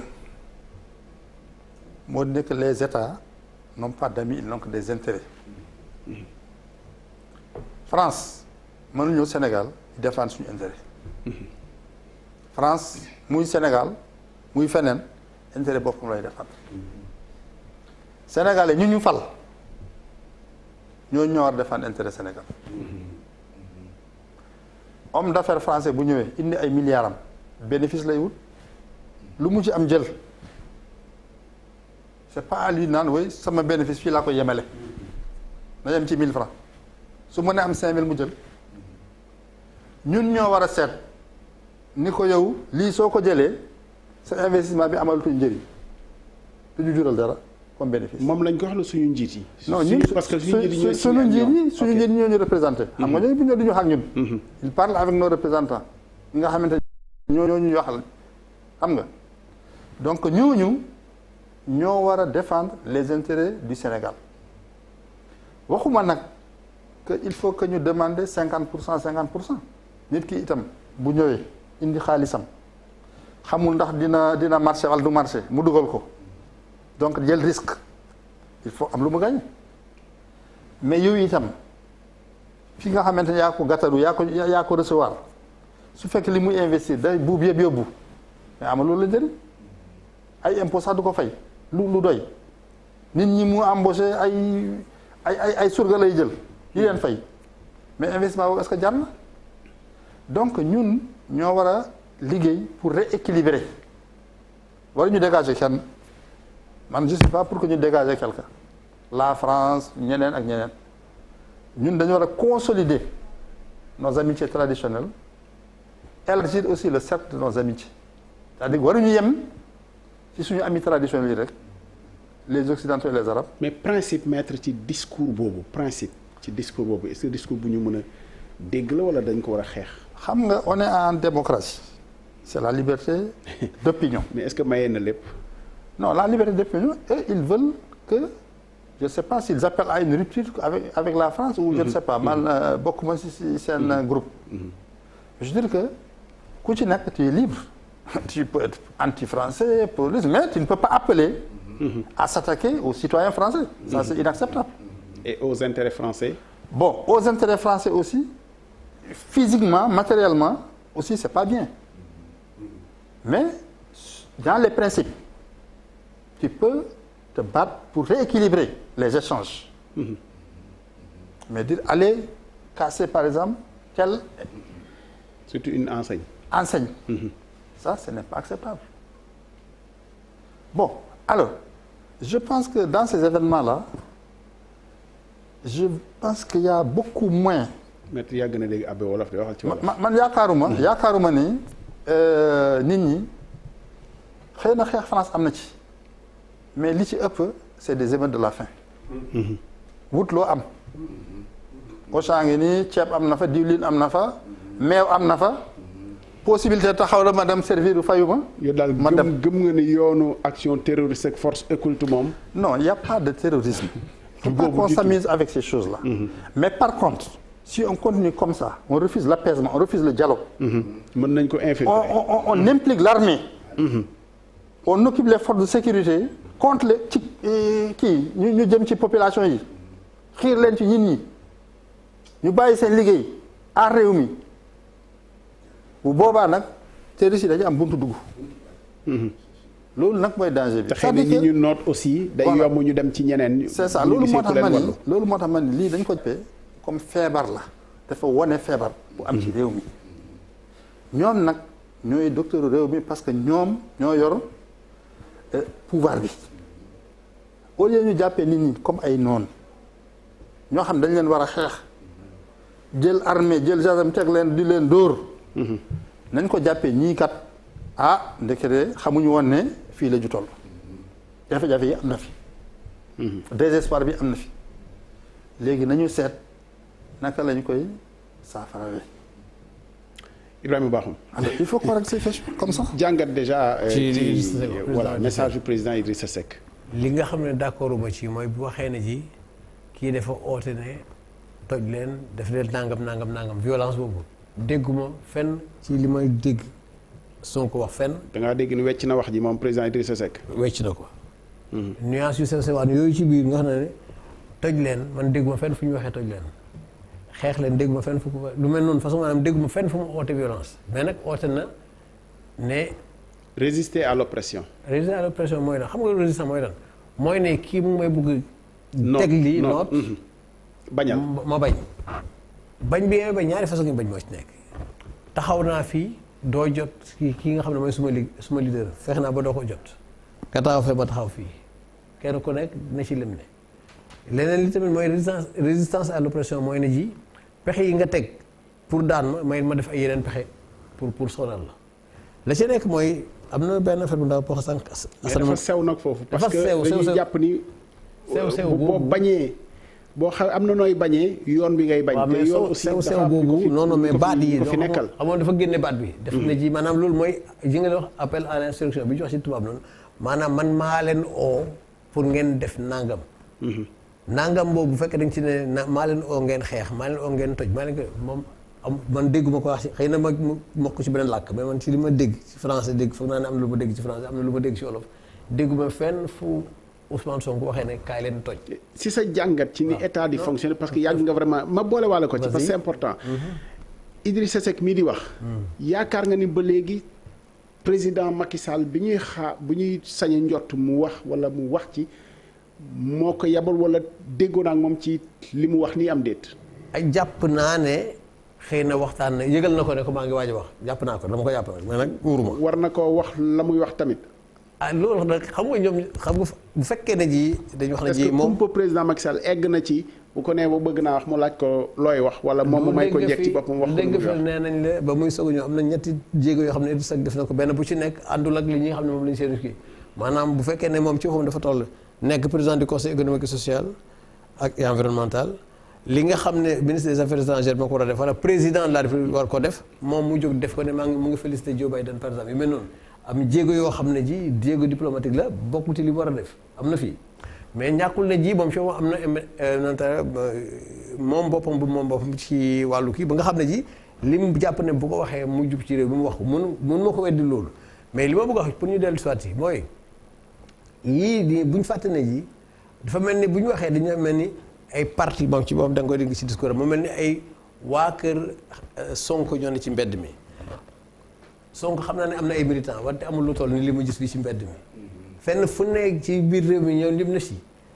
ñu naan xale yaa ngi wax libéré Sonko ñenn ñi xamuñ sax luy libéré Sonko waaye li nga wax ne ji c'est les émeutes de la faim maanaam nit ñi daal xiif nañ sonn nañ banti almet baa ngi essence baa ngi woon fii fépp am na loo xam ne ji moo ko taal te loolu lu gis ne dafa am fu muy jaar la xawoon Tunisie foofu la jaar la xawoon réew moo fi dem ci lu koy kii fa ñu àgg loolu loo koy waral day dem ba muy àgg ndeke nit ñi la ñu guuxoon yëpp nga may leen fu ñu ko yàbbee ñu commencé nag di yàbbi bi nag day dem ba mu àgg mu ëpp la doole pour bu la commencé ëpp doole bala muy nekk déeg boo xam ne ñëpp ciy fay wala boog ñëpp ciy lab boobaa yow da nga war a yow bi nga xam ne yow lañ dénk parce que problème bi da ci nekk lan la président de la république suñu employé la ñi ko fal moom ay employé am lañ maanaam fii lañ bëgg a jëm yóbbu ñu fii yow yaa ñu diggoon ne mën nga ko nii yaa ñu waxoon ne nii nga li nga waxoon dégg nañ ko neex nañu kaay bu ñu la dénkee loo ba pare sañatoo ne naa jaar fii el bu ko def ne xam nga dafa am benn xam ne dañuy wax ne ji réew moo xam ne yi ñun suñu réew yi par jour nag dafa jafe moo wax ko ci maanaam par jour mooy maanaam loo weddi sa bopp weddi sa bopp waaw weddu sa la nga diggee par jour ñun dañ ko defuñ ko buy alors am na ñoo xam ne ji par jour boo ko defee dañ la cay topp wàccee xaj na la ci sax lu tax mooy ne yi yow dangaa wor lii lañ wax ne moom nga koy def yow yaa ne woon mën nga ko d'accord nga ne ni nga bëgg a def d'accord lii li may wax yëpp mën naa ko def moom amul fenn waaye nag mën naa ci jéem teg tànk waaye mu jaar ci ñi sax ne kat fii la jëm Assane Sànq dafa fàttali li nga xam ne ji moom la nit ñi doon jàmbat ba coow am ci ba xeex am ci diggante 2011 ak 2012 ba ñu àgg foofu yow nga taxaw ne lii jaaduwul yow ci sa bopp nit ñi dégg la nga doon wax ne ji lii jaaduwul lii dinaa ko wax jaral na ma sax ñu àgg ca bale bi xeex ko fa du dëgg ki wax loolu dafa am loo xam ne moom la ñuy séen waat ci yow dañuy wax ne nag digge benn affaire la waaye mën koo def di beneen mbir waaye na nga jéem boo jéemee ñi gis ne foofu nga jëm la see nekk donc ci fii ci boor yi dama wax ne ñi ngi gis ñu yëngatu yëpp ñëpp nekkuñu militant wu Ousmane Sonko dañuy am na ñoo xam ne ji coow li moo leen yóbbaale xiif jot na xiifoon nañ am nañ fuñ ko jooyee mais nguur tamit xam nga dafay dem foo xam ne dañuy wax ne maanaam usure du pouvoir maanaam day dem ba mu yàgg dara yi di néew di sew ba toll fenn bu dara ji sew ba toll fenn lu ko yëngal dafay yomb bu ko defee lu jóg rek moom itam day dem ba mu yàgg mu commencé di doxee tiit te nit ki bu doxee tiit day dangereux li nga wax ne ji kii wax ne ko sax ne kii ministre bi dafa mel ni ku tiit. Assane la boobu kay bàyyi ma bàyyi ko Assane rek nit ku tiit. man kay moom bàyyi ma maandu ci. loolu déet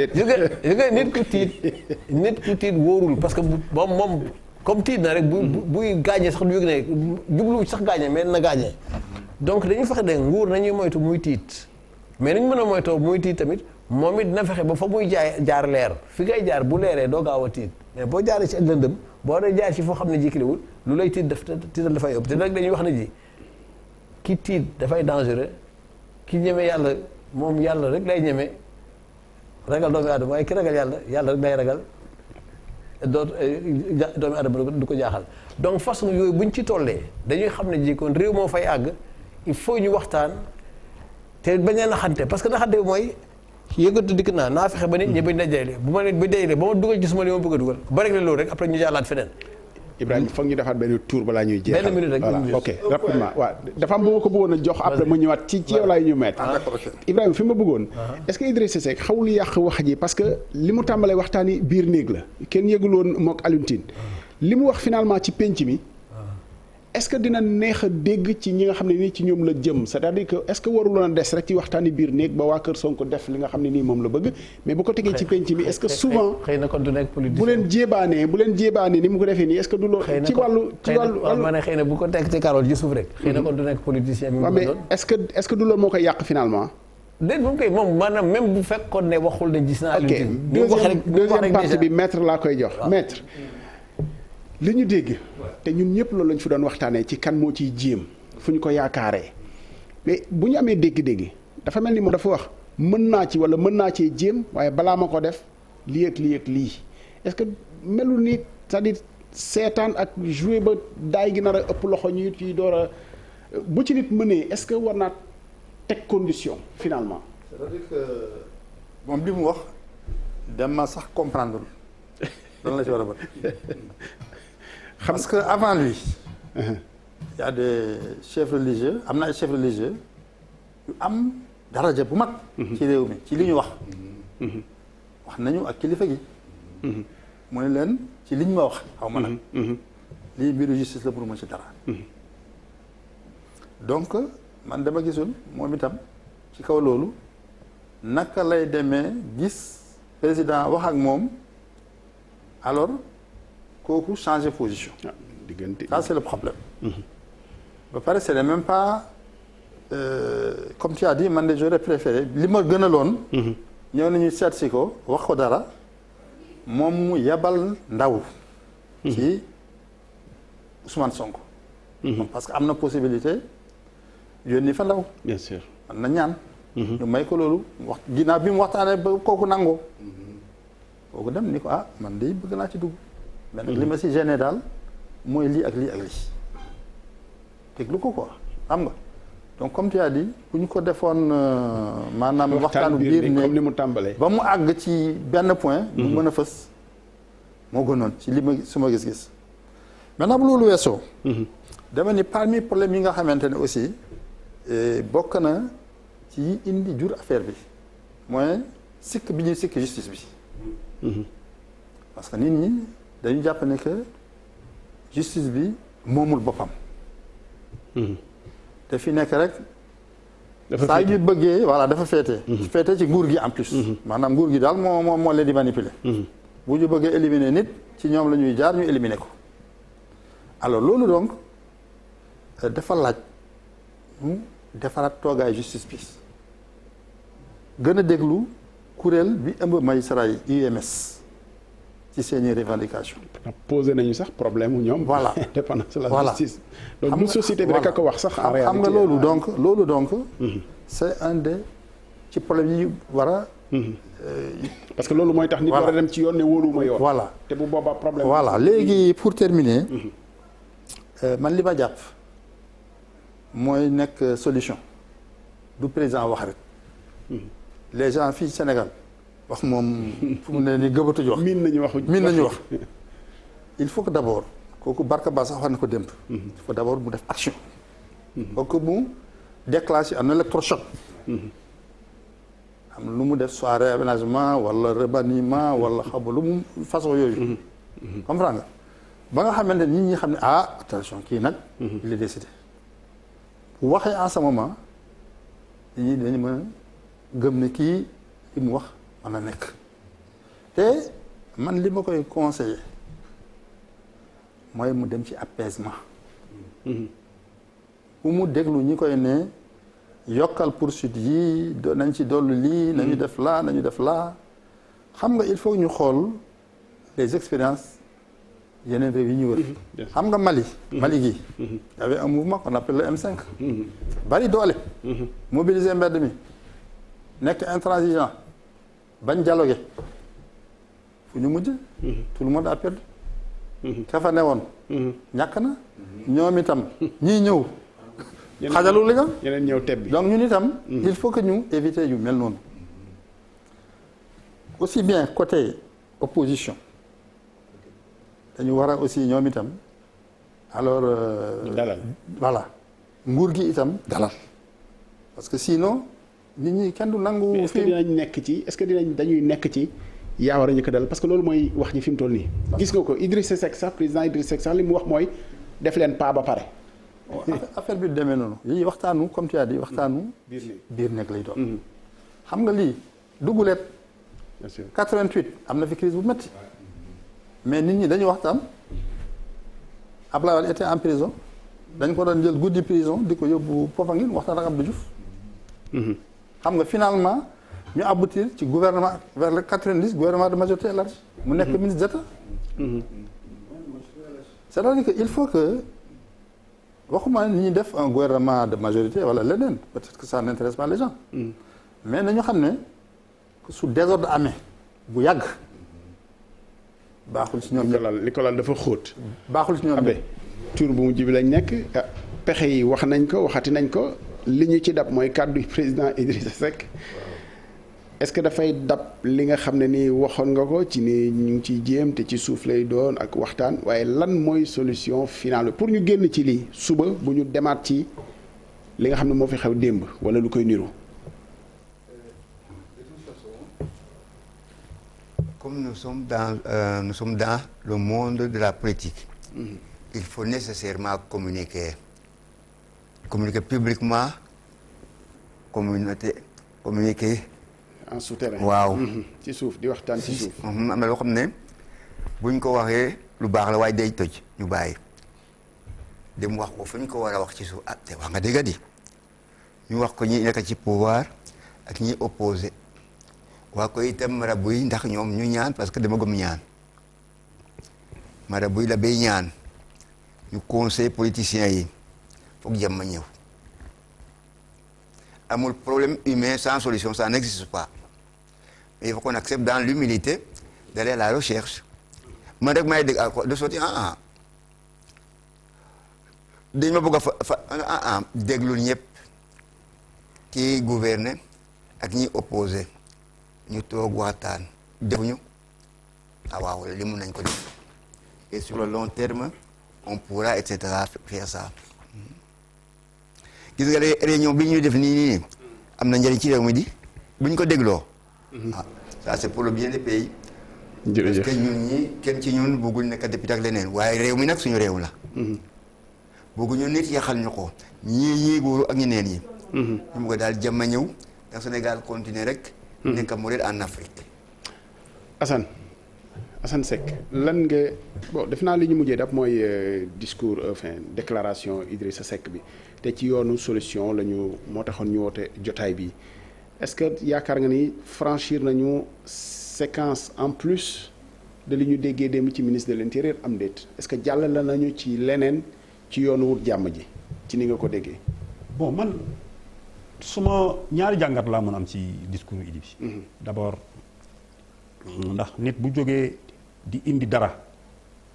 day fekk moom ci boppam. nit ñi wóolu ko ca loolu. loolu moo jiitu. mooy d'abord crédibilité wu nit ki avant crédibilité wu discours. donc ñaar ñooñu ñoo am man de bu doon man rek du ma masa woo Idrissa Seck di ko wax kaay wax lii wala kaay wax lële. oui mais président institution la quand même. oui président institution la mais Ablaye may ma ñëw président institution la mais may ma ñëw. xam nga institution bi nit moo koy incarné nit ki nag dafa am jaar-jaar nit ñi bu ñuy toog di ko déglu ñu ci bëri jaar-jaar ba la ñuy xool plus que la may wax parce que d'ailleurs foofu la problème bi di njëkk a faussé woo ñu ñëw léegi ci contenu wu discours bi. c'est-à-dire substance bi c'est-à-dire li mu wax mais li mu wax bu ñu ci jàngatee su commencement ba rek déjà la jaxase wax ndax ci commencement bi boo commencé di wax ni ay di accuser parce que discours il est accusateur parce que boo taxawee di wax ni kii moo wax ni kaay leen lakk fii kaay leen taal fële kaay leen nangam maanaam moom dafa àtte mbir mi. waaw moom dafa yokk ci xar mi karaw man loolu laa jàngat parce que en réalité man bu ma nekkoon place Idrissa Seck damay préférer dem wax ak Ousmane Sonko directement. ndax Ousmane Sonko ak Idrissa Seck xanaa du ñoom ñaar ñooñu fi nekkoon ñuy wax ne kan moo fiy nekk chef de l'opposition boobu Idrissa Seck mi ngi ci opposition. léegi yow bu fekkente ne léegi bàyyi nga sax ak Ousmane ak Sonko chef de l'opposition nga dem dugg ci biir mais boo jógee ne tànku jàmm ngay dox kele nekkoon sa naataangoo ngeen nekkandoo ci opposition mais ba tey am na benn lien bu leen lié boo xam ne war ngaa mën a dem toog ak moom wax ak moom te loolu yëpp tamit ñu def ko ci sutura. parce que koy dox tànku jàmm soxla woo télé yeeg rajo yi di leen wax kaay leen ma dox tànku jàmm ndax jàmm suturaa ko lal je pense que ñooñu di jóg loolu la ñu war a jóg. bi may gën a loolu ma gis ko toujours ma nekk ci solution yi mooy te dama jàpp ne Macky Sall la mu nangulul xalif général man jàpp moo mu nangul ko Idrissa Seck donc du problème mu nangu moom kay jàngat bii rek laa ci mën a am dafa di kay moom dafay dem ba peut-être war a buntu bu mu génnee mu jiital Idi waaye bu fekkente ne ci ngëm-ngëm lañ ko teg ak ci la nga xam ne mooy wóolute la sëriñ ba kattan ak li sëriñ bi am ci Idi mais si Macky Sall mais Idi amu ko ci Macky loolu c'est la triste réalité moo tax foofu laay wax toujours toogaay ba ñu war a toogale ñun suñ kilifa diine yi parce que ñun man dama dul comprendre ndax ñun lu jóg ñu d'accord ne ñoom Abbé Jacques ak yeneen kilifa diine yi war nañ régler problème bi war nañ régler problème bi ci dox ci ay tànku jàmm war nañ régler problème bi ci ay indi ci ay solution war nañ régler problème bi ci ay ñaan loolu amul France amul Amérique amul feneen waaw pourquoi nag léegi yow ñu jàpp ne que Massamba bii dañ koy wutal immunité par exemple inviolabilité irresponsabilité lépp lu ci biir waaw kilifa diine bii nga xam ne moom fardo boobu moo tegu ci kawam opinion lay utiliser kooku ñu ne ko non yow daal da ngay toog fële rek moom mooy fu ñu la soxlaa rek ñëw ne la waaw acca bu ñu paree ñu ne non toogaatal fële soo waree wax bu leen arrangé wul ñu ne non kii warul wax parce que kii non kilifa diine la na yem foofu laïcité yi bokkuñu bosu France ak sunu bos bokkul te erreur boobu la ñu def encore une fois ci école donc ñun li ñu war a njëkk a def mooy deuxième étape bi ma lay wax à court terme il faut que ñu dem fa parce que fa ñu jëm moom mooy discussion bi ma lay wax nga ne ma nañ xaaraat ba ci kanam mooy troisième mandat bi fa la ñuy jëmaat bu ñu génnee ci lii yàlla nañu si yàlla indil jàmm parce que jàmm ji mën na am jàmm ji mooy benn nit a ko mën a dalal kenn yorul solution bi muy Macky Sall président Macky Sall encore une fois bu nit ñëpp di wax na wax c'est parce que benn solution moo am Sénégal nañu waxante dëgg Sonko tey jii bu taxawoon génn ne non nit ñi ne booy dem leen seen kër yi non il faut que ñu raisonnable man ñi ma gis dama dem ci terrain bi démb parce que dama bëggoon xam lu xew du démb laa ko def naa ko barki démb def ko damay gaare suma oto fu sori ma dox dem woo ñaari booy ñett déglu mais dama ci gisagul ku ma ne man Pastef fa ma tax a jóg wala Pastef moo ma woo c'est une crise des jeunes c'est une crise de la faim est venue maa ngi wax xiif gi dafa ñëw dugg ci c'est-à-dire que xiif gi nee naa la ba ñu fi nekkee crise gouvernance la woon ñu koy jiiñante ñii di leen wax ay sàcc nañ alal su ngeen fi dégloo bu baax li fi xew ci réew mi yëpp boobu ba tey ay problème sàcc na alal sàcc na nangam ñu def ay marche ñu leen di interdire marche loolu fi am boobu ba tey loolu nag léegi dafa transformé wu nekk benn crise boo xam ne nit ñi dañuy xiif seen xiif ba ñu amoon moom lañ commencé di ko lijjanti France mosul am problème ak Sénégal Auchan am na fi démb ak barki démb dégg nañ ba tey Guy Marius Sagna wax France dégage mais est-ce que boobu ba tey gis ngeen benn xale bu yëkkati benn xeer na mi ngi koy sànni Auchan donc bu dara amee la taal daay ga du ñu jéem a lijjanti naka la ñuy maîtriser saxaar bi mais daay gi la ñuy jéem a maîtriser te daay ji li ko taal mais du personnalité Sonko ñii ñaa ngi juum ndax wax nga fi exemple Tunisie léegi mais Tunisie li ko taaloon du Sonko benn jaaykatu jën la woon du leader politique donc en fait lii taay daal yooyu il faut ñu xool ko bu baax. mais dañ lay wax ni li ci Tunisie du ci Sénégal. mais li ci Tunisie c'est bien évident. mais nag li am tamit sociologie yu conflit yi benn la. c'est-à-dire conflit ni muy tëddee. maanaam xuloo ni muy tëddee. benn la xam nga lii différence bi. mooy fa muy jógee fa muy tàkkee loolu rek bay différence bi. mais moo tax nag bu ñu demee bay war a indi jumtukaay yu faj li tàkk mënuñu ko jëlee ci France mënuñu ko jëlee fenn fu ñu koy jëlee mooy fii si biir Sénégal. te fii si biir Sénégal man dama gëm ne bu fekkonte ne dooleel nañu waay diine yi. ñu mën a régler problème bi parce que Maître Kane wax na affaire bu am importance. mooy perception bi Sénégal yi c'est-à-dire gis-gis bi Sénégalais yi am si seen justice. waaw justice bi nga xam ne moo war a arbitrer bu fekkente ne nit ñi wóoluwuñ ko kooku problème la kon kay nit ñi ki ñu wóolu mooy sëriñ ba ñuy dem toog ak abbé bi nga xam ne ñi ngi toog di ko ñaanal kooku li gën a wóolu. abbé dama ko gis léegi bi mu wax ci laïcité France bokk la gu Sénégal nga koy dëggal laïcité France moom dañuy wax ni religion na taxawee wet état taxawee wet fii religion def naa kenn mënu ko génne ci doxalanu réew mi parce que président de la ci boppam jox na cër kilifa diine yi de telle sorte que fu président daal jaaxee ak yi fi jaar yëpp dem ci këru kilifa diine yu mag mais est-ce que di ngeen assumer tamit seen rôle ba fi ngeen war a waxee ngeen wax te askan wi bañ a jàpp ni aussi sëriñ si kilifa diine yi këru diine yi nguur gi rek la ñu àndal. c'est-à-dire il y a deux choses réew mi ak ñi fi ne su dee li may wax dina tax Macky daanu bu daanoo xëy na lii yàqu Sénégal kenn xamul na mu toll du ma ko wax c'est-à-dire le domaine politique n'est pas facile li nga xam ne dañ ko commencé avec un brin d'allumette. évidemment da ngaa wax Macky rek waaye waxoo Macky président nga wax. ak lu mu mën di doon voilà image la daal. yaa Macky. waaw mënoon na nekk Ablaye Wade mënoon na nekk keneen. Ablaye Wade c'est-à-dire waaw. bien sûr. parce que c'est Macky qui est là. mais de toute façon ce que nous disons ça dépasse le Sénégal. Le modèle que nous utilisons vient de la France avec Louis XVI waaw. de toute façon suñu dëkk bi ak ni mu mel religion boo ko bëggee teg fale comme la France a fait du sotti du sotti parce que fi ñu toll woon di ko def ñoom France dem nañu marche arrière sax oui parce que léegi ñu ngi koy yàlla ko toll ni moom daal nga nekk du fi bokkati munta yàgga donc jërëjëf Abbé jërëjëf suma wolof bi dafa xaw a diis nag maître yaag Ibrahima ku nekk une minute la bu la neexee nga jël minute am nag comme yaay njëkk a wax après loolu yow ak moom la ci discours ministre de l'Intérieur ba léegi dañoo gis mu pointer lu bëri jeunesse bi mais pointer surtout xale yi nii xale yi bëri nañu yow est-ce que xale yooyu gis nga leen ak yaakaar nga li mu wax mën a dugg ci xelu xale yi wala ci parents yi nga xam ne xëy na bu xale génnee parent moo ko bàyyi ci biti. xam nga le premier problème c'est que le ministre de l'Intérieur kenn xaaru ko woon mu wax donc loolu moo tax aussi nit ñi déjà bi ñu ne moom mooy wax sax ils étaient un peu déçus parce que dañ doon xaar kilifa bu mag bi. Deuxième chose discours bu mu def même boo xoolee presse tey tu vois y a des deux lectures c'est équivoque Soleil ni apaisement